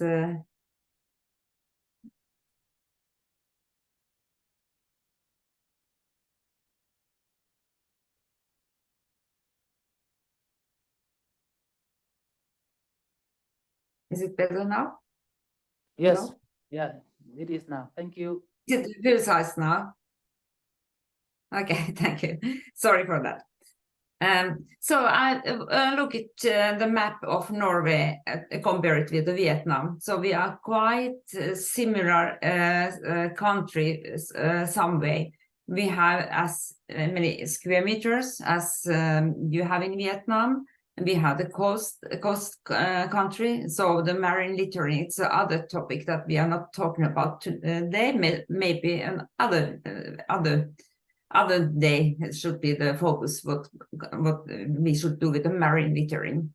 So we have in Norway 11 municipalities. You have 64, not municipalities, but a province, and you have 64. The biggest difference with Vietnam and Norway is that we have only 5.5 million people, and you have over 90 million people. So it's quite big difference between us. In my presentation, I would like to look back to the history and the background, how the EPR system was developed in Norway. I will have some focus of the plastic from the households, our results in Norway for 6 materials, the problems and the challenges with the free riders, and finally had a presentation from my own experience from monopoly to competition, and some advice that you have got from Fritz and from Korea, how to develop EPR system in Vietnam. In Norway, we started EPR system as 1994. It was based by the EU regulation from 1991 to 92. In Norway, we started very different way. We didn't have any law, any regulation in the bottom. It was the agreement with the industry and the government. So the agreement was that, okay, you can manage it, your collection and recycling of all the packaging waste in Norway, but you will get much more higher targets and much more higher calls to reach recycling and collection rates in Norway. So, for example, the plastic got targets 30% instead of in Europe and other countries 22.5% for the recycling targets. So that was a deal with the government and the Norwegian industry. We had the voluntary agreements until 2017-18, and why we got the new waste regulation was because we got the competition from one small VII computer. So whole system in Norway, it's owned by industry and commerce and the producers organization. In brief, our system, it's as in other countries, is financed by the business members as Nestle, Coca-Cola, Procter and Gamble, and so on. And they call these companies producers, so who are importance of the products to Norwegian market or packaging and fillers. We have at the moment 5,600 members who take part of the EPR system through Kirin.of-Norway. At the moment, we have 95% market share, and we have a lot of cooperation with the international cooperation and especially with the Nordic countries. In Norway, we have two different membership. It's the ordinary membership. That means that all the members has to report all the packaging waste to our company, how many kilos they bring to put on the market in Norway, and they have to report to us and pay for everything what they are bringing to the market. We have, when we have the voluntary system, we have no law in the bottom. So the idea was how to reach all the free riders. So we developed the special control membership. That means that companies or the municipalities or the hospitals or whatever have signed it with us the agreement that they will always ask if the sellers of the products to their company are member of the PRO or not. If they are not a member of the PRO, they can't sell any products to the retailers or anyone who has the control membership in Kirin.of-Norway. It means that it has helped us a lot of to get rid of the free riders when we didn't have any regulation in the bottom of the beginning until 2018. And we had also exclusive license of green trademark in Norway. So as Fritz has talked about this mark a little bit before today. So now I would like to have the focus how the plastic packaging from householdings works in Norway. As everybody has taught, who is the responsibility for to collection of the all the packaging waste. So we have 5,600 members in Kirin.of-Norway. they pay the fee according how many tons they bring the plastic waste, plastic packaging to Norwegian market. So the fee from Green Dot of Norway goes to the correct sorted plastic. We pay for the collection when we collect from the municipalities. And the difference in Norway that we don't have any ownership for the collection. The municipalities have the collection responsibility, and we pay to municipalities all the collected plastic.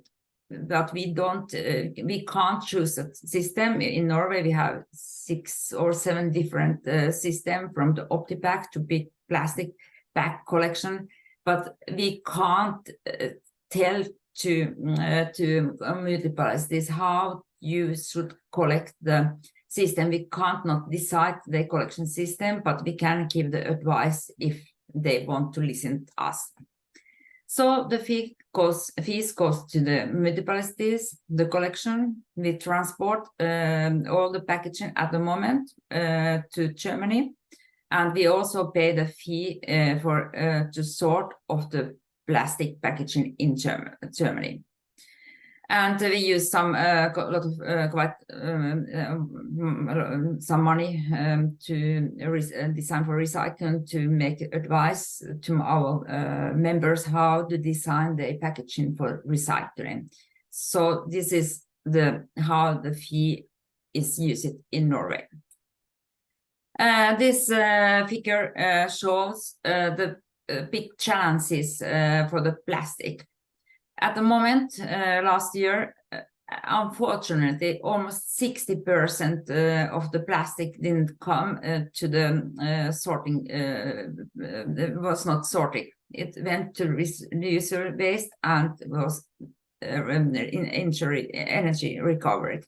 So this is our biggest problem. And in Norway, I have to remark one thing: we don't have any PET bottles or bottles from the drink bottles in our system. Our system only collect the plastic from the light packaging and the mixed plastic from the householdings. In Norway, we have the deposit system that works very, very well in our country. And so we don't have that kind of material in our system, and it's very big challenges in Norway to correct, to reach our goals with the mixed plastic. So it's not only the problem with the plastic that it will not be separate at the homes, but also we get quite many waste and not recycled plastic when we have collected the plastic and sent to the sorting plant. And so after that, it's not everything that we can get for the recycling. So we always, as everybody has challenges, how to design the plastic, how to give the good advice to our members, what they have to do with the plastic. And that is one of the biggest goals in Green Dot of Norway, to be the very good advisor and to give a very good ideas to our members to find out how to design your plastic that we can recycle it at, and it will be the good material in the end of the recycling process. About cost in Norway, from in 2022, the householding recycling of the householding packaging cost to Green Dot of Norway system $16 million. And we recycled 20,500 tons. It means that every ton costs to our system $800. The biggest cost it's sorting of recycling, and next one, it's the collection paid to municipalities. It means that it's over 70% of our cost goes to that that they are that cost. And communication, as Fritz has taught before, it's very, very, very, very important to give the education to the inhabitants how to recycle the plastic, what to do, what happens after that, and so on. And storage, it's also transportation. It's a very big high cost. So altogether, this collection, paid to municipalities, and sorting and recycling and transportation, it's almost over 90% of our cost. So, and we are, to mention before, we are not profit companies, so everything what pays to Green Dot of Norway system, it's for non-for-profit. Nobody earns any money in our system. Our results, with material companies recycled totally last year 450,000 tons. It means that about 80% of all the packaging waste was recycled last year in Norway. The biggest chances we have with the plastic, the coming targets from EU is 50%. And in 2022, we reached 30.2%. So it's a very big gap from 30 to 50%. So it's not only Norway that we are not going to reach our results, but it's 18 other EU countries that don't reach the targets by 2025. So all of us have the chances with the plastic. As I said, we have no ownership for the plastic in Norway. It's a municipality's responsibility for handling consumer waste from the household, to sell cost by financing by the renovation fee. Municipalities gives only for the tons that they collect the plastic from householding, and we have different fees. It depends on what kind of system municipality has chosen. So rates we pay about €100, about $100 per ton to municipalities for the collection.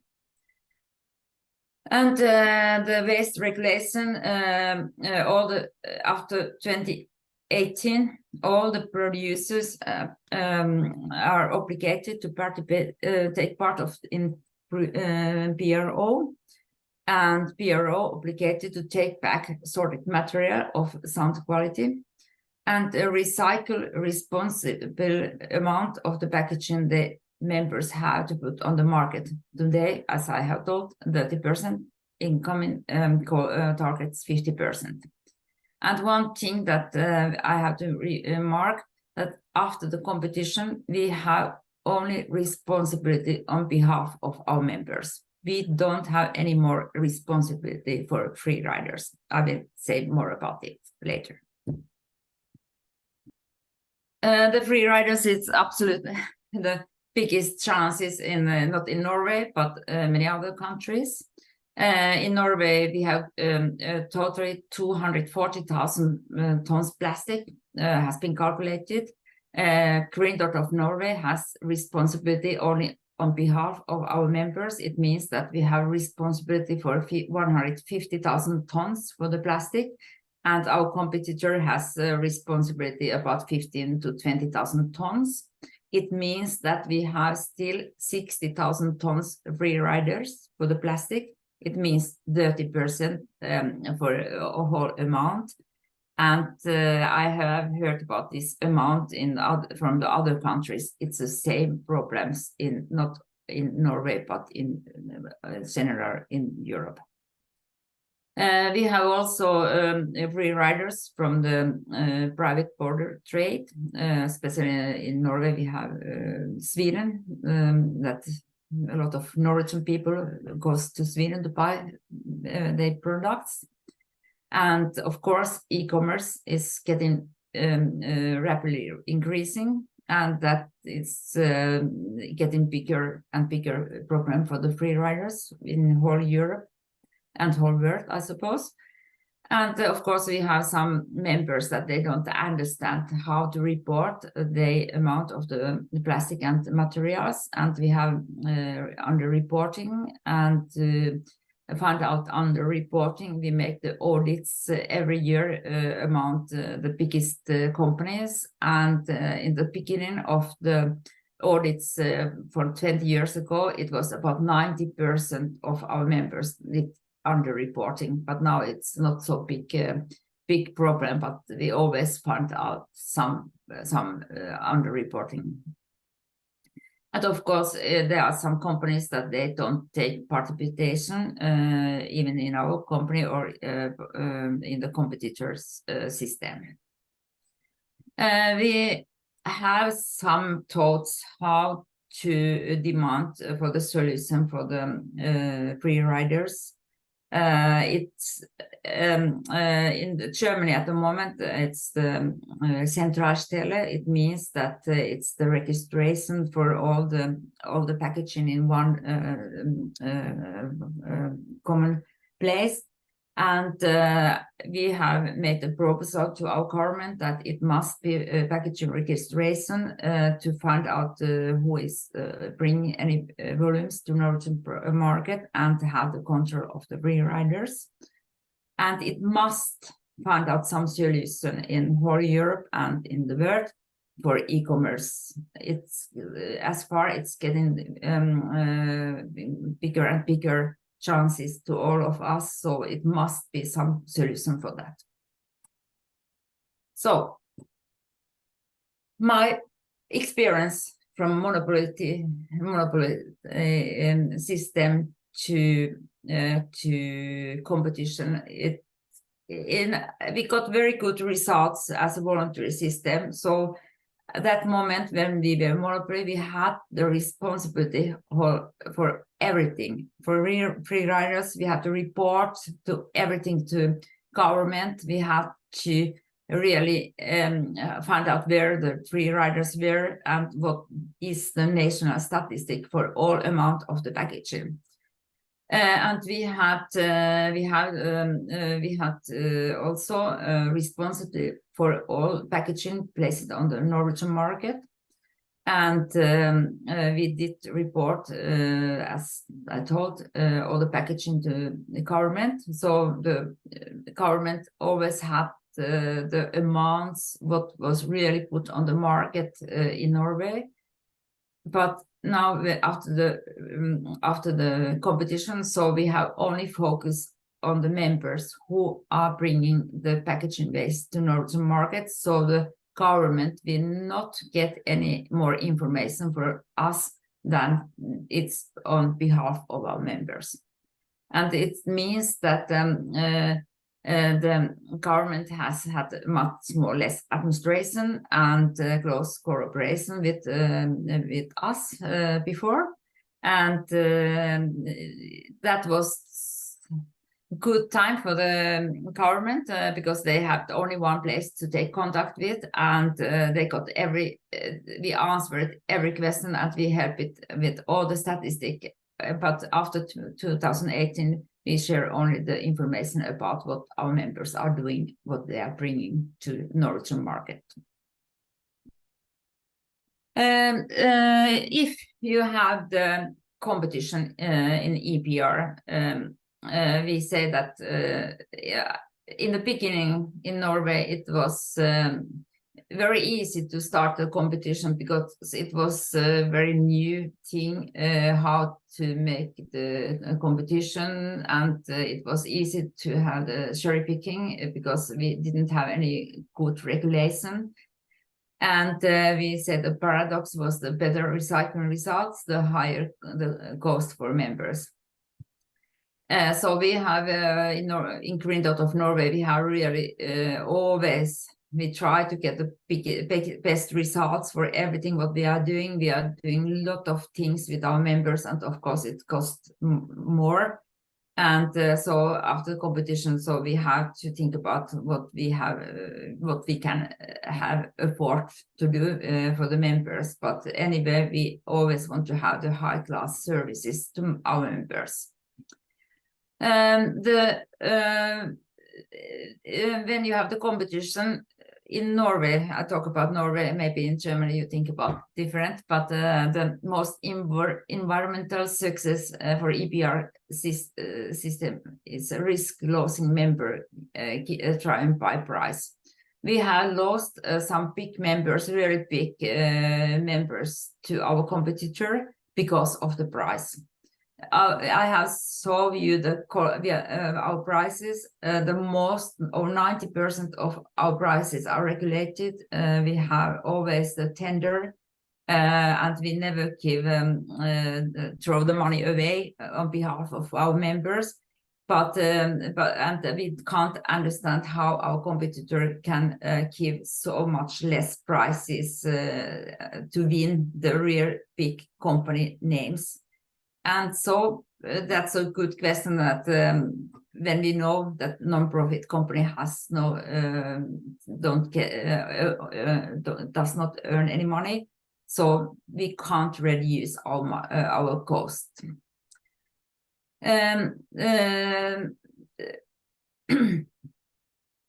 And some big companies even make their own rules. Vertical integration, it's the trend in all Europe. And with competition, the market players keep information for themselves. Lack of transparency that have we experienced, that we only give the information what our members are doing. And tempting to seek low-hanging fruits, closest municipalities as best municipalities and most attractive plastic, cheapest to recycle, can be the main challenges with the competition for EPR. If you have the EPR, and competition, please, you need for strong environmental regulation without room for interpretation. And it really means that it has to be detailed and very costly regime, and probably often with the negative results for society. You really need to have the regulation, not the regulation, but you have to follow up how the EPR, the PRO system works in your country. When you have the competition, you get more administration in government, and you really have to follow up that everybody follows up the rules. This is our model, and I mean that this is important principles for the PRO, whatever you are, in which country you are. All members must be treated equally, the same price and kilo for all. We don't give any reduction for the prices. If the big companies ask, may I get 20% or 50% less price for the plastic, we say no. We can't give the lower prices to members that bring a lot of packaging to Norwegian market, and who pays our cost, the small companies that they have not so much money. It would not be the good treatment of our small members, as far the cost is regulated, and we know how much it costs to collect all the plastic. So, and a transparent system with our detailed reporting to the environmental authorities are our principle. And we have 6 different owners for all the material companies have their own owners, and we have no gross substitution between materials. Each material must bear its own cost, because it's different cost for all the materials, and you are not allowed in Norway have the gross substitution. And stable and fair contract with the local authorities. It's our principles. So how to develop EPR in Vietnam and any countries. This figure, the waste hierarchy, should be the general guide, as we have already seen this figure before. Learn from the other nation and the EPR's experiences, build on your own strengths, experience, and infrastructure. Develop a good process with involved parties, and develop clear obligation and targets for all stakeholders. My last advice is make it simple, and my advice after my experience after 26 years, start without competition to prove. So start with monopoly, and after, when you have good regulation, maybe you open for the proof. Thank you very much that I could take part of your workshop, and I'm sorry that I couldn't come to Vietnam. I would like to do that. I love your country, but maybe another time. Thank you very much, Jana. Yes, we do expect you to be here, and I hope you can come to Vietnam in another time. I would like. Yes, so an important point raised by Jana is about PRO models, monopoly or competition, and pros and cons. But in her last slides, he mentioned maybe better to start without competitive PROs. So one of the kind of firm suggestion for our discussion. Now I'm pleased to welcome our last final speaker for today, Mr. Laurent Levin, the Vice Chair of Pro Vietnam. So once we say PRO, and now we say Pro Vietnam, so to differentiate the two. So Mr. Laurent is a member of Universal Robina Corporation, senior management responsible for corporate development, and he has over 25 years of multicultural, international, and C-level operational business. And he's a founding member of and vice chair of the Packaging Recycling Organization in Vietnam, Pro Vietnam, Alliance to End Plastic Waste, and board advisor to the Vietnam Project Task Force. So Laurent, so actually there is also one question for you. It's not a question, but maybe a comment that you can address during your presentation. So is PO Vietnam also is Pro Vietnam also a PRO? Or not? I mean, thank you for your clarification. So already clarification questions from the audience. So the floor is yours, Mr. Laurent. Thank you very much. First of all, I would like to express my appreciation for the organizer, the Vietnam Circular Economy, and also a key member, the founding member, which is UNDP, for inviting the Packaging Recycling Organization, as you mentioned, to share our experience, but also to inform you about what is our next step in view of the 2024 EPR that will be legislated in Vietnam. So I will try to make my presentation more brief so that we can have more time for the panel discussion. So I will skip some of the slides that already have been shared by other panelists. Let me try to see how we can move.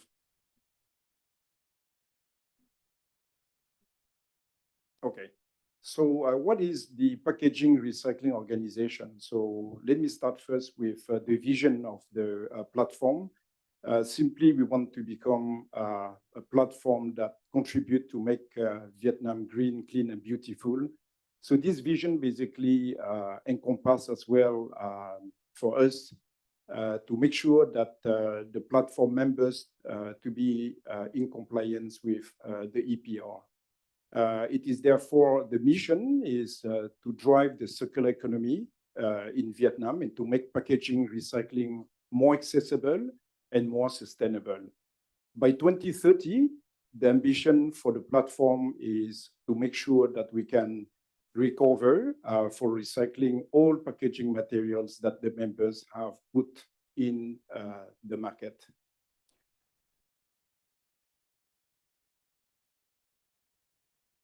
So allow me to spend a little bit of time on this sixth principle, because that is really the raison d'être for PO Viet Nam to be relevant and to be sustainable. The sixth principle is based on collaboration. As you know, we are EPR voluntary organization, and we hope we can become soon a recognized producer recycling organization, which I have a slide I will share a little bit later. We want to work together on the aligned plan with collection and recycling goals. All this is also to be aligned with the government, with Monterey, in an open and non-competitive spirit. As you know, we all compete with each other on the business, but when it comes to packaging, we're all partners. Proactive leadership is very important. As you know, we want also to drive positive change by taking voluntary and proactive initiative as pioneer of the industry. Inclusivity and fairness, as I mentioned, we promote diversity. We have a different type of members, which I will share with you later. But what is very important is we are all aligned on the goals and on the strategy. And we want to create, therefore, a level playing field for all members companies, so that we can also avoid free riders that you have heard just before this presentation. Integrity is for us a must. Passion, we're all very passionate. We are very inspired by the work to make this place more environmentally friendly for all the players. And last but not least, result focus. We will set realistic, measurable goals, and we will achieve them, focusing not only what we can get from, but what we can contribute to the country. So we have 3 levels of actionable items. I would say it's almost by sequence, right? The aim by 2030, as I mentioned, is to increase the recycling rate in the country. But for that, now until 2025, a lot of efforts so far have been put, and we will continuously to work on information, communication, education about how important is sorting waste at source. And then the second step is obviously to help to build a very effective sorting collection system that can potentially create already an increased rate for the recyclers. So having said that, we are working with a cross value chain approach. That means that we are not just waiting for, informing, communicating, educating the community before we even advance certain solution on recycling, right? So these 3 levels are basically what drive our priorities from now until 2030. At this moment, we have 21 members. As you can see, some logos are very familiar to you.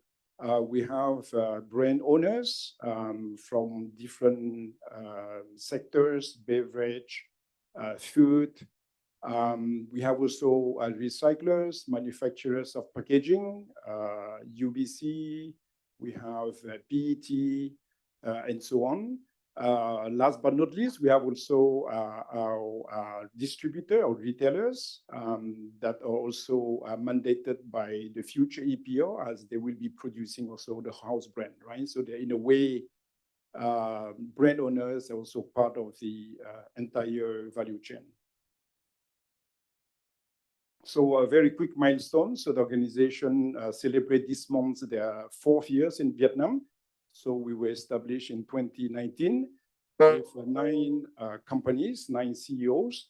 And we have been also recognized during the Vietnam Business Council for Sustainable Development by the Prime Minister in September 2019. 2022, soon after we were, set up, we also celebrate, and it was a fantastic first anniversary because we were able also to build a circular economy exhibition, which eventually become a digital platform so that we can engage more with different type of communities. So we hope that this year we also will be doing something quite outstanding. Importantly is that is our pride, PRO Vietnam, you know, being a voluntary EPR, establishing therefore 4 years ago, just before the law on environmental protection in 2020, and also the decree was promulgated and issued. So as you can see, this is quite you know, a very good recognition to our effort.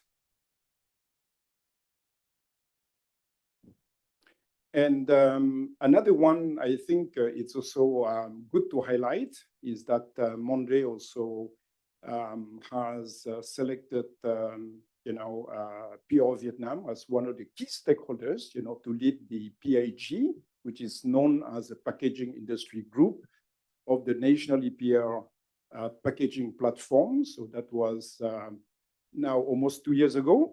And we have been continuously interacting with other stakeholders as well to advance on the EPR decree through discussion, forum, like today, workshops. And we hope we can even do more. In October, just for everyone information, we would like also to set up a workshop. So we hope we can have you joining us in the October. Detail will be shared later to all the parties here. I will not go back to this slide because it was very well presented before, but just to say that this is very important, you know, scheme, and we would like very much to support the Monterey for implementing this, because this is clearly to state the options for the mandate operators, how they can collect, how they can recycle with a very clear, transparent, clear process, and very transparent that will help everyone, you know, to be more part of this journey. I would like also maybe just to spend a little bit of time on the resources, right? Because the question is how PRO Vietnam is ready, you know, to take on the challenge of EPR in 2024. I will share with you some work that we have done before, but before that, this is maybe just a slide. Simple goal, we believe that cannot be achieved without some sophistication, you know, being playing part of it, right? So this is something that we have worked over the last 4 years to make sure that clarity on role and responsibilities of different stakeholders in PRO, and therefore governance also are well respected, right? So that will make us relevant and also therefore sustainable to take on the challenge of the EPR. So what you see here basically is you have 2 entities. The red one is the PRO social enterprise, which is the legal entities. They work very closely with the coalition PRO, which I'm part of. So on the right, basically, I'm managing the EPR and also all the technical operations. And on the left, you have all the administrations led by another colleague of PRO. Importantly is that the coalition is helping to set the strategy, the direction, and the support as we also co-lead the committee. We will support basically the social enterprise, which comprise of 7 full-time members, right? You can see the role below: administration, communication, marketing, audit, project management, and EPR, right? So we are basically very proud of this hard work, because that will help us basically to be more sustainable while we don't need to scale it, because as we will receive more members, this structure that you see will remain the same. So that will give us a very strong competitive advantage versus other solutions that you may have to review. So maybe to answer to Vin's questions earlier, right? Of course, you know, we have worked for, you know, these 4 long years in the very different context, right? Which is a voluntary context. We have built resources. We have done a lot of pilots, which I will share with you very briefly what we have done last year and this year. But importantly, is in view of the legislation in 2024 of the EPR, we believe as a platform, we have already met the 3 requirements, to become an AIO and therefore a PRO, right? This is the authorized intermediary organization. We believe we are ready because we have the legal status and be established according to the laws and regulation of the country. We are not directly carrying out any recycling businesses, and nor we have proprietary relation with any recycling entities in connection with the authorized scope. We are authorized by members of the platform, either they are producers or importers, to organize the collection and the recycling on their behalf. So December last year, we have applied to Monterey for us to become therefore maybe a recognized or a PRO. And we look forward to collaborating with Monterey in the months and of course years to come. Sorry.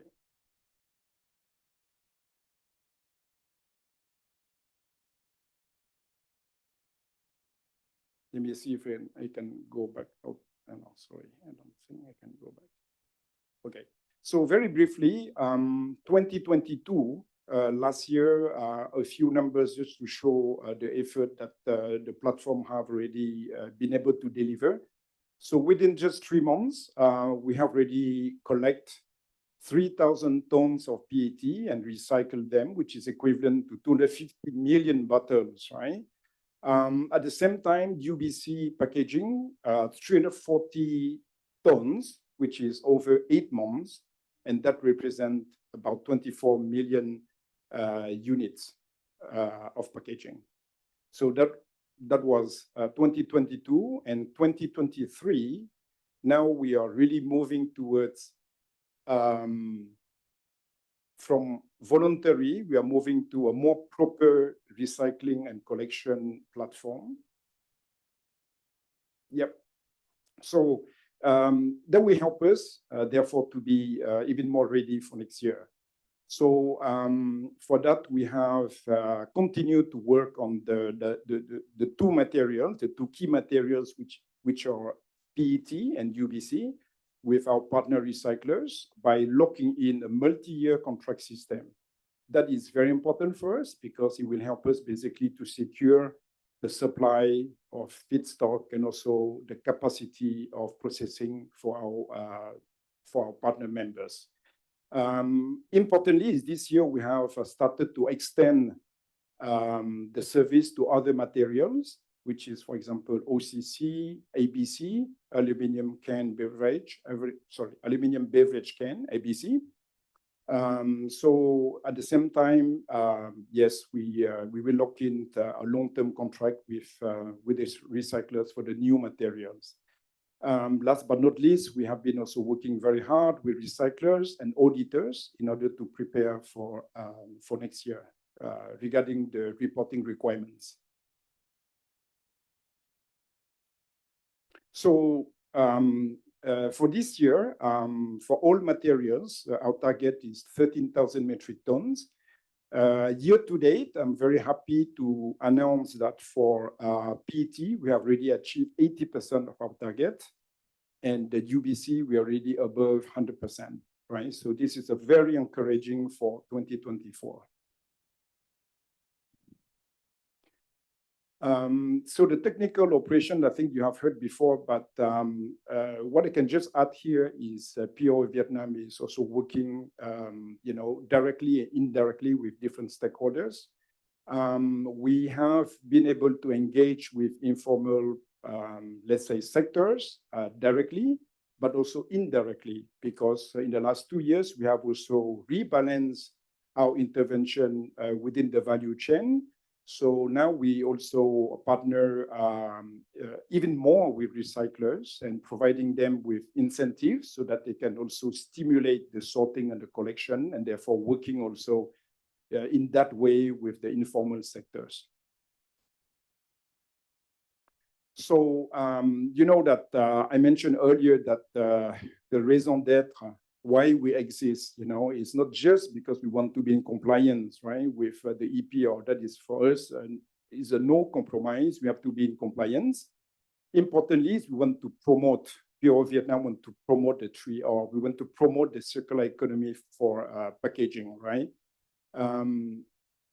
So let me share with you, sorry, the slide is a bit low. So we want really to move to a circular economy of packaging from linear way of doing. So that will cover from anything like designing, redesigning, new way of manufacturing, how we can better collect after usage, recycling methodology, reduce, giving a second life to the packaging waste, right? So this is a much more in-depth kind of approach to build a circular economy for packaging, right? So we have different pilots. Today, for example, how, as you know, a lot of members already introduced, for example, recycle PET, right? That is on the design. But we also try to minimize the grammage of our plastic. We try also to move from multi-layers to monolayers. We try also to advance solution for recycling, right? Mechanical, chemical recycling, even promoting certain materials that can help the packaging transform, right? Once it is consumed with biodegradable plastic, for example. So in short, the circular economy of packing is a fantastic, I would say, goal for our platform, and we aim at really working together with other stakeholders to make that happen. I mentioned about communication earlier, so this is something that we continuously advocate for better usage of packaging. I will not go into detail, I'm sorry, because of time. Stakeholders engagement. So we would like also to continue to sponsor certain initiatives that help to sort, help to better collect, initiatives that also help us to better audit waste, anything that can contribute to better understanding the waste characterization with research, publications, helping informal sectors, as I mentioned earlier, to implement pilot projects. We have a very strong stakeholders engagement committee as well that is led by my colleague, Madame Ha, who is also today participating in the workshop, by the way. So the roadmap for 2030, I think this is my last slide. It's really to set up the EPR system. And we all know how complex, how difficult can that be, because it's all requires, and you have heard before, a lot of technical knowledge. You need competencies, you need experience. So that's the reason why we're here, you know, to listen to some best practice from other markets. But it requires also a lot of partnership, engagement with different stakeholders. So PO Vietnam, we are ready. We are ready to be recognized. We are ready to continue to work with Monterey on the EPO implementation in order to build a roadmap that can achieve the ambition of 2030 for members, which is basically to recover for recycling any packaging material that we put on the market. On this, thank you very much for your attention. So thank you very much, Mr. Lauren. So it's great to see that Vietnam, Pro Vietnam has already requested to be a PRO, right? From the presentation, it's very clear. The request has been submitted. So hope that it is an early move forward from a Vietnamese organization to, you know, to ahead for the EPR implementation in the country. So we are now is 4:30. We are kind of behind schedule for half an hour. So without further ado, let's move on to the Q&A sessions. So please use the chat box or raise your hand so we can unmute you. So before the Q&A, we have two people sitting in the panelists, but yet to speak. So first, I would like to invite Mr. Phan Tuấn Hùng, the Director General of the Department of Legal Affairs, to share a few words. Thank you, Vinh. May I speak in Vietnamese? It's fine. Thực hiện thay mặt cho Bộ Thông Tin Trường cũng như là vụ hợp chế cũng như là văn phòng Hội đồng EPR rất là cảm ơn UNDP cũng như là các diễn giả đã có cái chia sẻ rất là các cái thông tin rất là hữu ích. Tôi cho rằng là đây là những cái thông tin rất là giá trị, cái kinh nghiệm để chúng tôi có cái hoàn thiện cái hệ thống pháp luật liên quan đến EPR cũng như là trong cái việc triển khai thực hiện.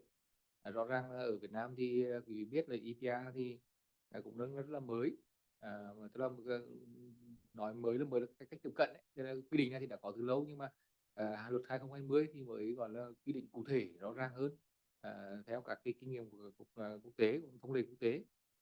Thì thực ra thì EPR đối với cái trách nhiệm chúng ta biết là EPR có hai trách nhiệm, và nhà sản xuất có hai trách nhiệm: một là trách nhiệm tái chế sản phẩm mobile và hai là trách nhiệm xử lý chất thải như chị Hà đã trình bày.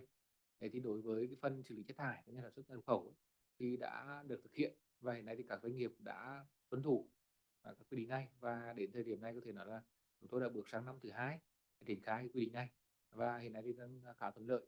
Tuy nhiên cái phần mà chúng tôi sử dụng kinh phí để hỗ trợ thì nó chậm một chút, bởi vì hiện nay đang phải ban hành quy chế để sử dụng cái kinh phí này để hỗ trợ cho các địa phương, cho các cái sáng kiến về xử lý chất thải sinh hoạt của các địa phương.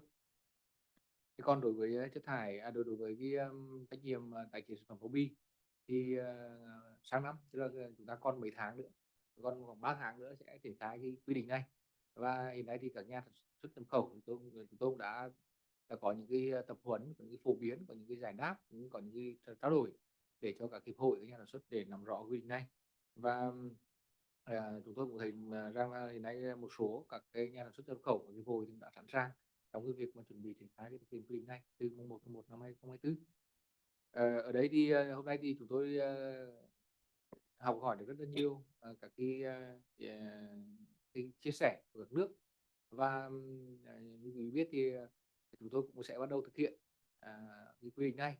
Bước đầu rõ ràng là chắc chắn sẽ có những cái khó khăn, cũng có những cái vướng mắc ban đầu, nhưng mà quan điểm là chúng tôi cho rằng là không có cái gì là nó perfect ngay ban đầu cả. Và chúng tôi những kinh nghiệm hôm nay cũng như là cùng với cái thực tiễn của triển khai trong thời gian tới thì chúng tôi sẽ có những cái hoàn thiện thêm, và hy vọng là với cái chính sách EPR này thì chúng tôi cho hy vọng là khoảng 3 đến 5 năm đầu thực hiện thì sẽ giúp cho định hình được một cái gọi là một cái nền tảng để thúc đẩy cái nền kinh tế tuần hoàn của Việt Nam. Và chúng tôi sẵn sàng trao đổi, như chia sẻ cá nhân tôi thì cũng sẽ sẵn sàng chia sẻ các cái câu hỏi, các cái gọi là thắc mắc liên quan đến cái chính sách EPR Việt Nam, và đồng nghiệp tôi cũng đã trả lời trên cái chat box. Nếu còn có vấn đề gì thì tôi cũng sẽ sẵn sàng trao đổi thêm, và tôi cũng rất muốn có một số cái trao đổi với các diễn giả để làm rõ thêm một số vấn đề. Vâng, xin cảm ơn tất cả quý vị. Yes, thank you very much, Anh Hùng. So next, I would like to invite Mr. Mette Moklestiu, the Deputy Head of the Mission Norwegian Embassy, to share the few words about the achievement of Norway's in EPR and how does Norway support Vietnam on this area. Thank you very much, Vinh, and thank you for organizing this workshop. And please let me extend my greatest thanks also to DG Hong from Monterey for the ambitions of Monterey and Vietnam in this area. Norway appreciate very much the effort that Vietnam puts into the revision of the EPR regulations. Also would like to thank both Korea, Germany and also the presenter from the Pro Viet Nam that are ready now to engage heavily in the EPR system. Also thank to our colleague from Norway that shared their experience. I would just like to share that one of the key success factor from Norway, which really has, for example, on containers, a recycling rate of 92 point or more than 90%, on plastic bottles and cans. What is the key factor for success? And I think the cooperation between the government, the private sector, and the research community is part of the solution. And that's an ongoing discussion, and it has been ongoing since the start of the 90s, as we heard previously.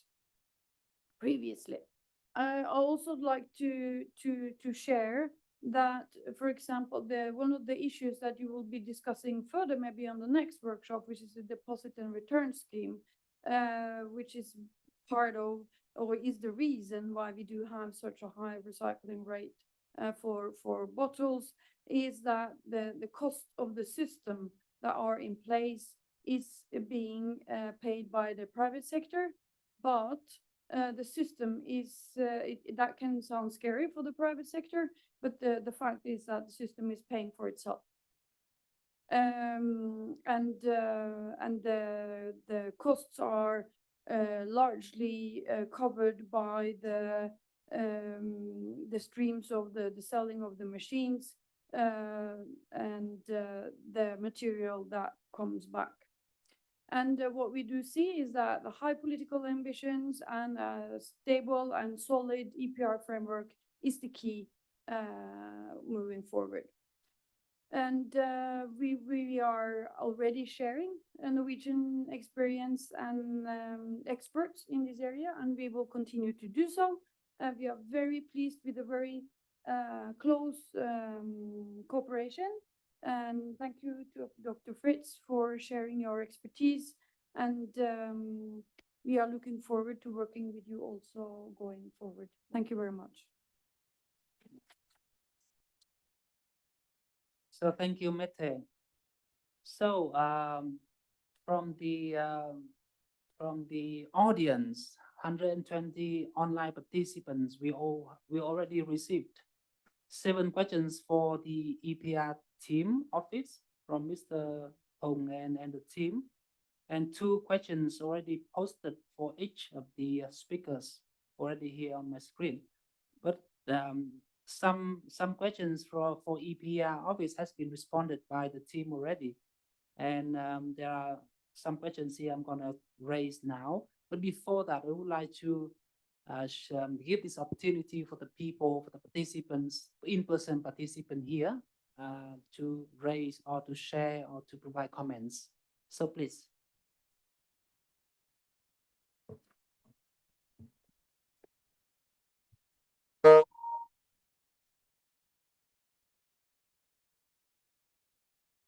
Well, I took the mic not for question, but for some comments to encourage Mr. Wong, who is taking the responsibility of Legal Affairs Bureau of Monet, and as well as the chairperson for the EPR system in Vietnam, which is very, very challenging task for him. He's under great burden. But as Mr. Dr. Kim of Korea mentioned, in Korea, before introducing the EPR system in Korea, we had 3 encouraging incentives or disincentive systems. That means we had a waste charging system, which charges in proportion to the volume of waste. So therefore, the domestic waste or commercial waste, they try to separate the recyclables as much as possible, instead of putting it into the waste plastic bag, because they have to pay a lot. So they try to reduce the volume of waste and increase the volume of recyclable material. So you should have it. And in the case of industry, we have 2 other incentive or economic disincentive system. We had waste recycle deposit system. before introducing EPR. Therefore, the producers had to deposit some money to the government. And when they prove they have recycled, they can get the refund. So instead of that, after introducing the EPR system, they don't have to pay the deposit. And when they fall short of the target, then they have to pay some penalty. So the producers very positively participate in this system. And another one is, as it is mentioned, we still have a waste charging system to the products which is found to be difficult to recycle, such as the batteries, disposable diapers, or gum, and others. But in the initial stage of implementation of the EPR system, many of them were on the waste charge system, but voluntarily, those manufacturers of those products wanted to become on the EPR to pay less charge. So at this time, most of the products, which are battery or fishing net or lubricant, tire, are all under the system of EPR instead of waste charging system. This is the comment to encourage you to implement some kind of economic incentives or disincentive systems. Thank you. Thank you very much. So I guess it is comments and sharing to the EPR team. Yes, please. Anyone here in the venue would like to raise? Yes, Mr. Kim. I have just a simple question to Mr. Van Hong. You have just 3 months left to implement the packaging EPR system, right? So does your government designated the mandatory recycling target for each materials? Could you publish the figure? Okay, thank you, Mr. Kim Sang-hoon, for your question. So, yeah, we have a 3 month left before recycling responsibility come to in phase next year. So right now, actually, in the regulation, we also have like the recycling rate for each item. So the company, the producer, they know how much the volume of packaging or the waste they have to recycle. But right now, for the general, data for the recycling or collection, we don't have that information yet. So we hope after first year of implementation or 2 years of implementation, then we will have some the data later on. But now we don't have the broad picture of everything. The data on the collection and recycling. Okay. I also have some question for the speakers regarding the pro. So in our regulation right now, to establish to have one pro is quite simple. It's just 3 conditions. First, it is established by law, and the second is they have no ownership of the they not recycle directly and don't have ownership of the recycler. And the third one is they are three producer allow them, authorize them to recycle by on behalf of the producer. So very simple. But from your sharing, information sharing today, so I found that I think we need to change in the future in this. So right now, from your presentation, I found that it's okay. First, role should be the non-profit organization, and the second is they have to have a strong financial capacity. If they don't have capacity, no, it's not to be good to pro. And the number 3 is about they have a like the collection system. Okay, they can set up their own collection system, or they can have work with the local authority to have the network. So those, I mean, I think we will put more condition for the pro to be the established, to be recognized by government. So that is my observer. So observe from your presentation. So if you have any kind of advice, so please give us more about how to regulate the pro to have a good pro. Thank you. Thank you very much, Ingung. So I guess it is a comment, but any quick response from Mr. Fries? I see you are ready. I think you have got it.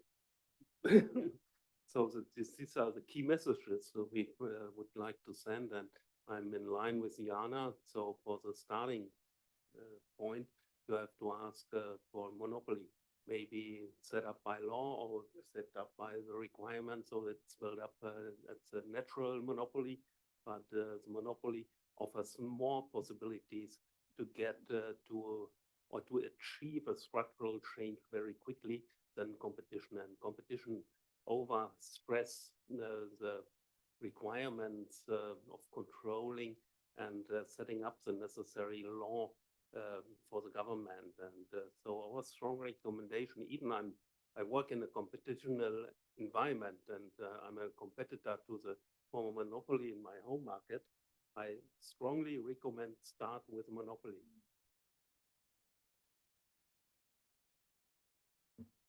Yes, please. It's kind of very controversial issue. In Korea, they have been fighting against each other for the last 23 years for having more than one association for this recycling. But government recommend to have a single association, but government cannot force to have only one association. The second association can be established based on the criteria or wishes, intention of the producers. So basically, this to be based on market mechanism.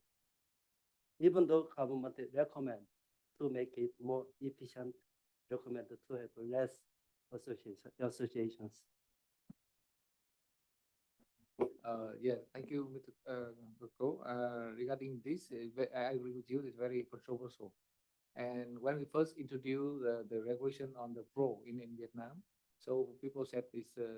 We at the first time we plan to have like a monopoly pro, but people don't agree on that. So it should be on the market, as Ko mentioned. However, I totally agree with you that we should have a monopoly, but in other form. So like we studied the Singapore experience, we found that they make like the bidding, like make the select the bidding. Okay, we need one pro. So who they will compete each other, and the government will select one the best one, the good the pro, and then the producer have to work with that pro that selected by government. So that is one of the options. We are still studying on that. Thank you. Yes, chị Thư, please. Yes, so firstly, I'd like to introduce myself. I'm Anh Thu Đoàn from the Alliance to End Plastic Waste, and I have one comment that for the role of the pro, the authority and the ministry should clearly identify the criteria for the role and description, well, the definitions, what is pro and the role and mission. And I think that if you can launch the bidding, but the definition and the role would not be clear, then you cannot successfully select the right partner. Thanks. Yes, thank you very much. So in connection to this point, maybe a question addressed to Mr. Lauren. So does Pro Vietnam, it is Pro Vietnam involved in collection, sorting, transportation? That means dealing with tons of recycle, tons of waste, tons of material, or like a design of products, same like what has been seen from the other PRO's model in Germany and in other countries. So does Pro Vietnam involves in that activities or plan to do that to become a PRO? Thank you for this very, I would say, important questions. Just before answering to that, I want just to build on what two from Alliance to End Plastic Waste remarks about the requirements for entities to be, let's say, to be recognized or qualified to be PRO, right? But I believe that so far there has been a lot of work from Monterey, and as a matter of fact, today we see that we have maybe more requirements, and happily to say that we are still qualified, Mr. Hong. So we have in total 5 requirements, right? So you add more maybe, but I think the objective, I'm with you, is that we want to make sure that we have professional stakeholders, right? That has the ability, the capacity also, capacity Mr. Hong just mentioned about the financial viability, because I hear from my panelists, Fritz, that from your journey, right, you need to have quite substantial financial capacity, right? Because it's not a small game, it's a very big game. So we need to be very serious, right? So we need to make sure, and I agree with you, that the conditions are well defined. And for me personally, I would prefer not a system whereby we self-declare eligible, right? I would prefer that is coming from an authority that say, okay, you meet the conditions, so you're appointed. In Singapore, I heard that it's a bit like that, Mr. Hong, right? Whereby there is a kind of tender, right? They want to make sure that whoever apply for that position has all the conditions, right? That they can meet. So I guess I would not recommend to go to that self-certified, right? Because it can be very messy. We don't know who is going to audit them and so on. It can be a lot of players and free riders. Yeah, so back to Vin, right? Questions. PRO, basically, I mean, packaging recycling organization, for now, we are a voluntary platform. What we have done so far is really build our solution through partnership. We cannot be building a recycling solution or facility. We cannot really own and operate a MRF. For example, you know, in some instances, perhaps we can work together with Alliance to End Plastic Waste, where I see that their mission is really to support, right, the infrastructure of sorting and collection. So I see that there's something that we can do together, right? So we don't have to be investing in infrastructure, but we can support in many ways, right? And as I mentioned earlier, we are 21 members, and most of us are pretty good, technically savvy about recycling and collections, and we do have capacity as well to support the whatever PRO, right, that we can represent. So I think being more of a responsible partner, supporting in advancing solution, rather than, you know, operating, right, a recycling facility. Things can change, I don't know, because we're not yet there. We're still a voluntary PRO. So I cannot really foresee too much the future. But for now, I think let's build on the partnership model, right? Yes, thank you very much. Yeah. Yes, thank you very much, Ms. Lauren. So quite clear response. I mean, in response to what Mr. Hong just mentioned, right? Maybe additional eligibility criteria will be added to be how to become an PRO, but Pro Vietnam has been ready to to meet the requirement and meet the expectation. They have applied. Yes, and yeah. Yes, please. Well, just give some comments about that. So I fully agree that you don't have to become a provider of sorting facilities or of recycling facilities by your own. But you have to deliver proof that you organize the collection and the recycling system in the proper way. And you have to become the spider inside the net. And that is the organization who controls it all and who has to deliver proof and who is responsible. So from a club, you get to a mandatory organization. And I think that's a big shift. Yes, and that is exactly what the question is about, because the audience, the people, the person asking, I mean, understand the PL should be someone like who doing infrastructure, sorting, collecting, and sorting, and so on. So the understanding for this, just to explain the understanding of the person asking the question. So I just trying to summarize the two questions for Mr. Fritz in connection to this point. So is it possible, the person who asked is Ha Trinh. So is it possible for a PRO to be independent from the public system of collection? Because, for example, in Vietnam, you see a lot of state-owned company like Urenco. So can they be independent? Yeah, there are two approaches worldwide. One is in connection with the existing collection system of municipalities, which is by far the most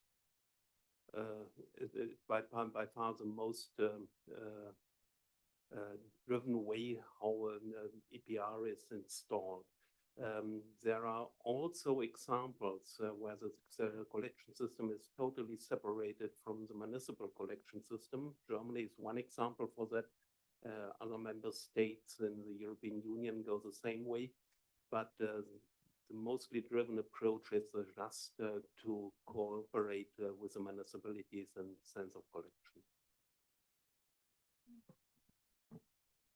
Yes, thank you. So I hope the response from Dr. Fritz satisfy the query from one audience, Ms. Ha Trinh.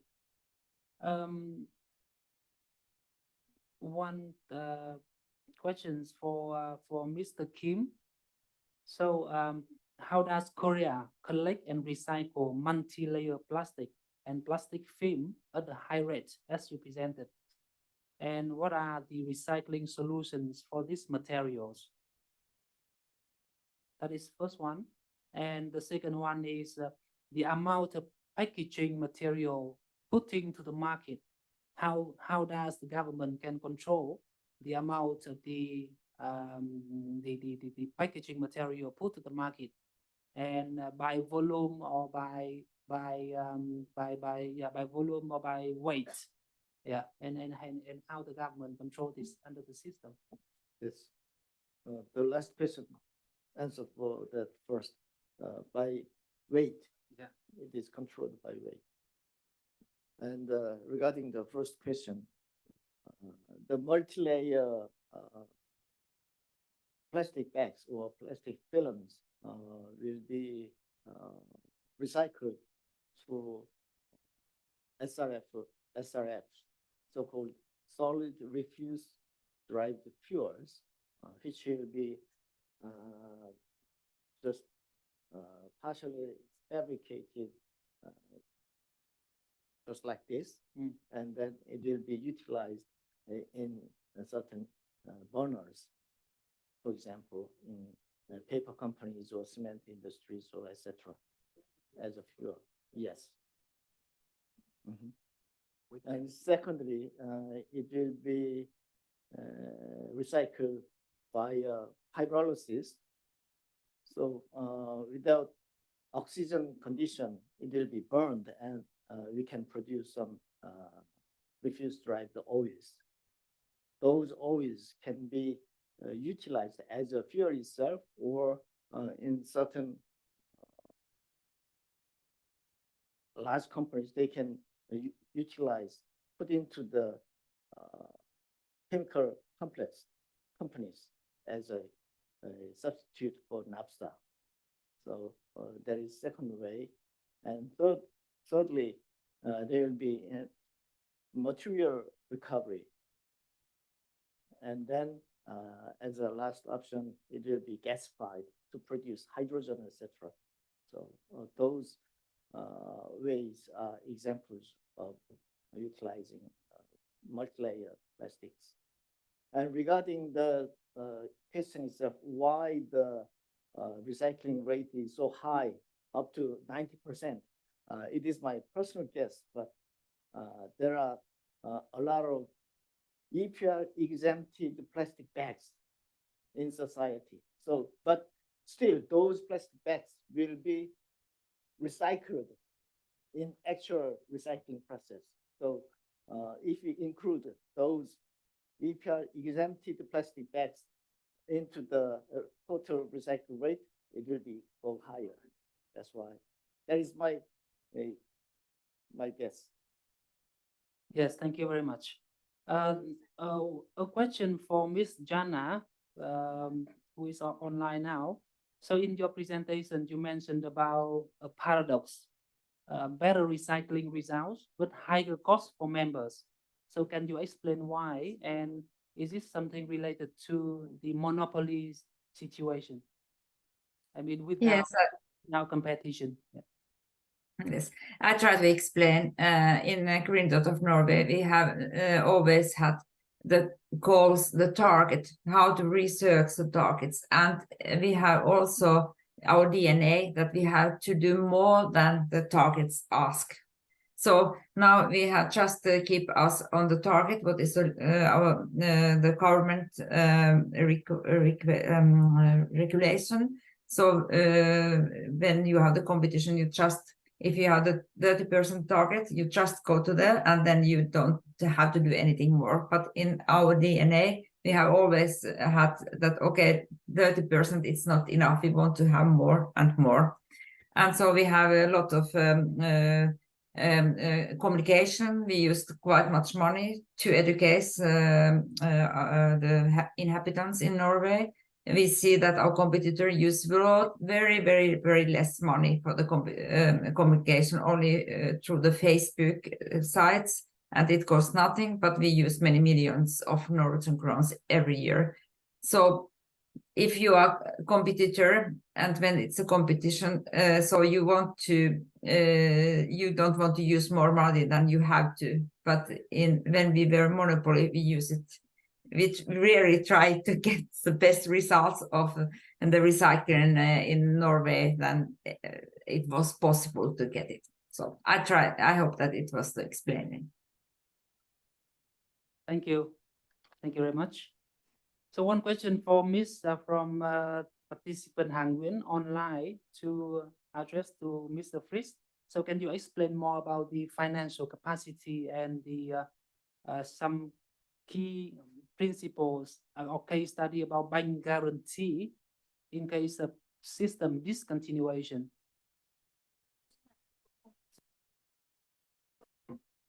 So when we started to build up a PO, we didn't have any experience. And so we didn't have any calculation basis how to manage the fee and how high the fees should be set up. So it was like that. And because we didn't have any experience, we didn't know what turnover we would have to handle and how many costs we have to provide to waste management companies. And we rubbed our eyes the first month, and we were totally astonished about the costs we had.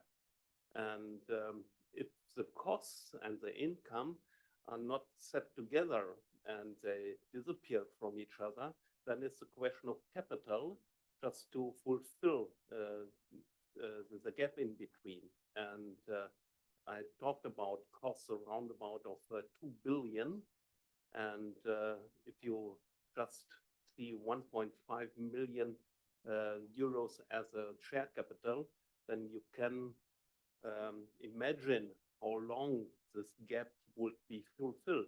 And so we run in a strong insolvency problem, and that was solved by the involvement of the minister, and was a big thing in Germany at that time. And everybody was just thinking about that we failed, but at the end we have reached a solution so that we have got loans from the affected industry. But that was a lesson we have to learn very quickly.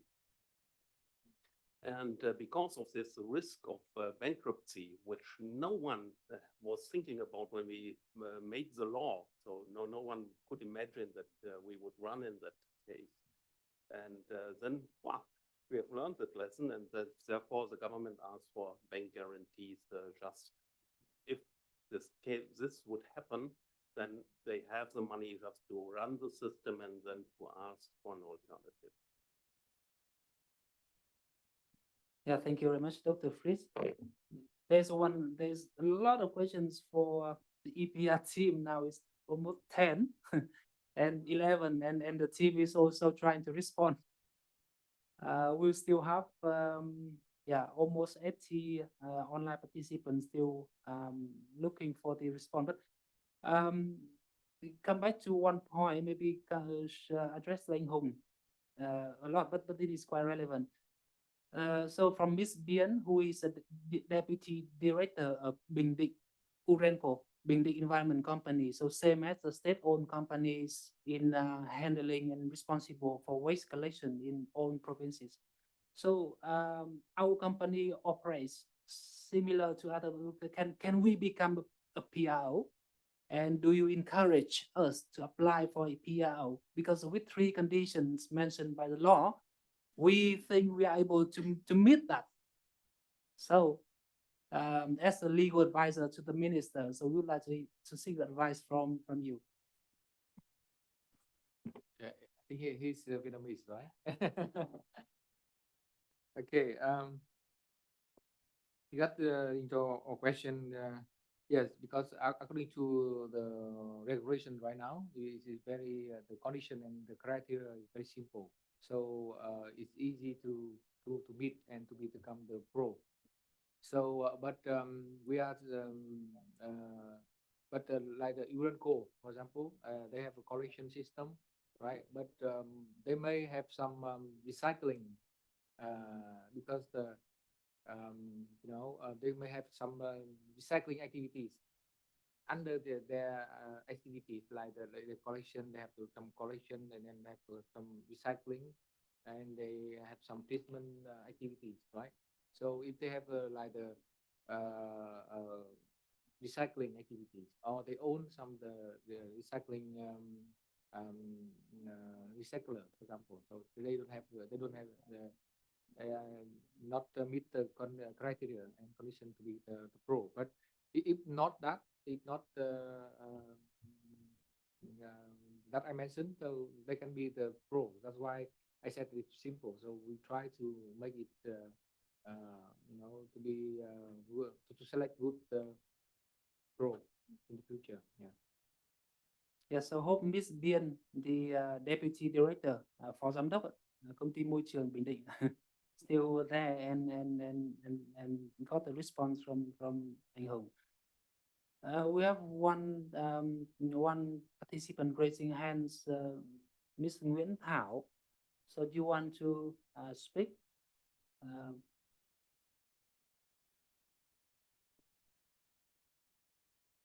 Hello, Miss Thảo.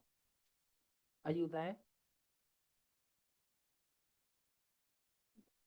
Em không có câu hỏi nào đâu, em ấn nhầm thôi ạ. Em. Thank you. Yeah. So now we are now 11 past 5.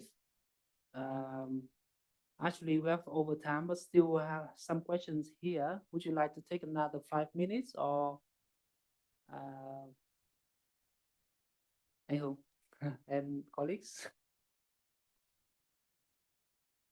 Okay, so let's close at 5:15. So next 4 minutes. So let's take this opportunity to take some questions. Yeah, my colleagues already put a lot here into the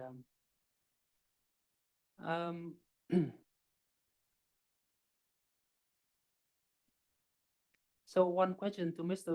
Lauren. So in the mentioned area in your presentation, what types of organization does Pro Vietnam support? Non-profit, consulting firm, startup, and how much is the support package for each project on each organization? And who can we contact at Pro Vietnam? Thank you for the questions. Indeed, I just mentioned earlier that the platform business model is really to leverage on partnership, multi-partnership. There was a slide which I failed to share, but it would show you different type of stakeholders that we have been engaging. So we have NGOs, we have consulting firm, we have advertising communication firm, we even have startup. Currently, we are working with a company that is trying to promote, for example, innovation in terms of collecting PT through RVM. So we are now looking at how we can support them financially or non-financial, because we have a relationship. We have also access to channels through retail, household, and so on. So there is different type of support. So it's not just giving grants, but you can just purely provide them with access and relationship through our ecosystem, right? I mentioned also earlier that we act through a cross-value chain, from information, education, communication activities. So we do sponsoring, we support for research. The numbers really vary, right? It can be a few $1,000s to $100,000 of support. But what is very important is we want to make sure that the results are clear, the KPIs are well defined, and they are measurable, and they can have certain impact also on the result, right? Because as you remember, right, we are also representing 20 of our members, so we have that mandatory role to ensure that the resources are well dedicated to build that circular economy for packaging, and not just to do sponsoring without any return. So I hope I have answer to the questions. Thank you, Mr. Lauren. So I would like to give the last opportunity to the person just raised the hand, Mr. Bùi Tấn Trung, right? So yes, over to you, Mr. Chung. Yeah. Can you speak? Can you hear me? Yes, very well. Please go ahead. Okay. So I'm Trung Tấn from Phạm Nguyễn. So I have one question for some of the body can answer to me. So related to EPR or packaging recycling responsibility. So the company, they will declare the volume by themselves. So when they do the volume based on the volume they sell to the market, so how can the government, they know the volume is exactly enough or not enough? And how can they clarify that the company is already completed enough the volume with their volume sell to the market? Yes, thank you, Mr. Chung. Very practical questions, and I think the speakers can address, can respond. So in Germany, we have the legal requirement that this statement is audited by a public notified auditor, and so the government can be sure that the numbers are correct. Mr. Kim, you want to also respond? How does the government control and get the verify the data stated by the producers? Regarding the verification of data, actually, regarding the data from producers, I mean, yes, it is implemented by our partner organization, KPRC, based on, firstly, they are based on the producers' report. That is the starting point. And at the end, the K-Echo will examine all the data, whether it is real or some factual. So after once K-Echo verify the data, then the verification process will be over. And I'd like to make a brief comment on EPR system. In Korea, we have a mandatory recycling target. Once a certain material, once the mandatory recycling target is designated, for example, 80% for this one, then the charge for the producers will be imposed only 80%. The rest, 20% is free. So my suggestion is that if you set a certain level of mandatory recycling rate target, then the rest portion will be also levied, although the level of the charge will be low. I think you need to levy certain amount of waste treatment charge system will be imposed the rest of the mandatory recycling target. This is more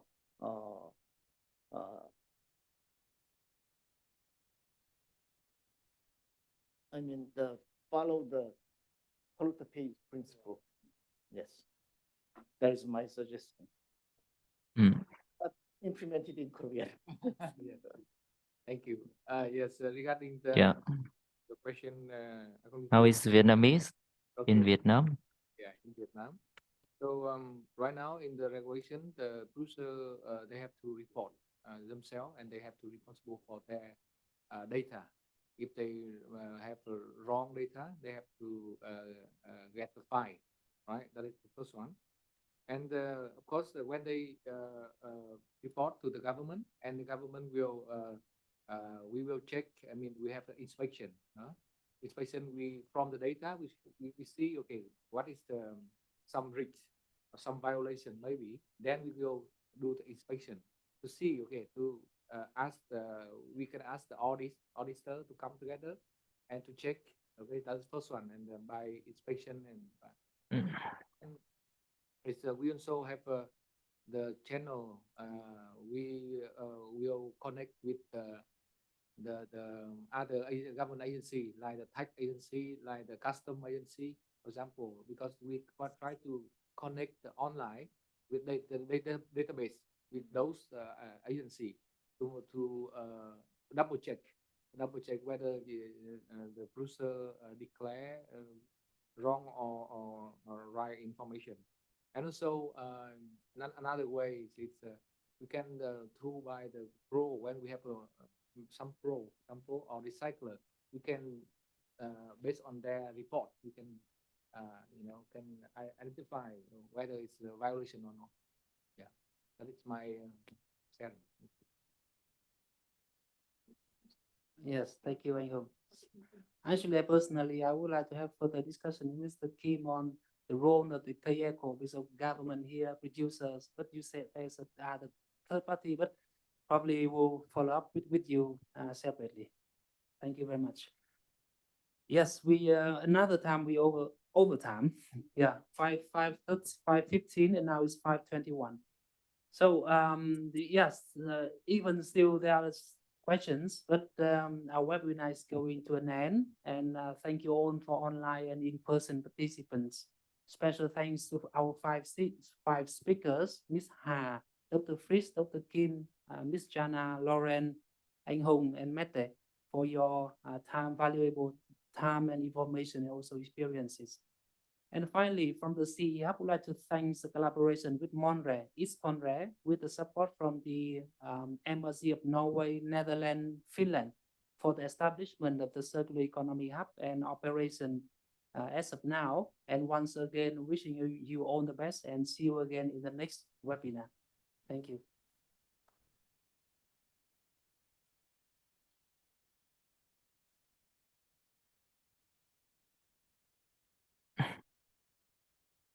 Thank you very much. Thank you. Bye bye.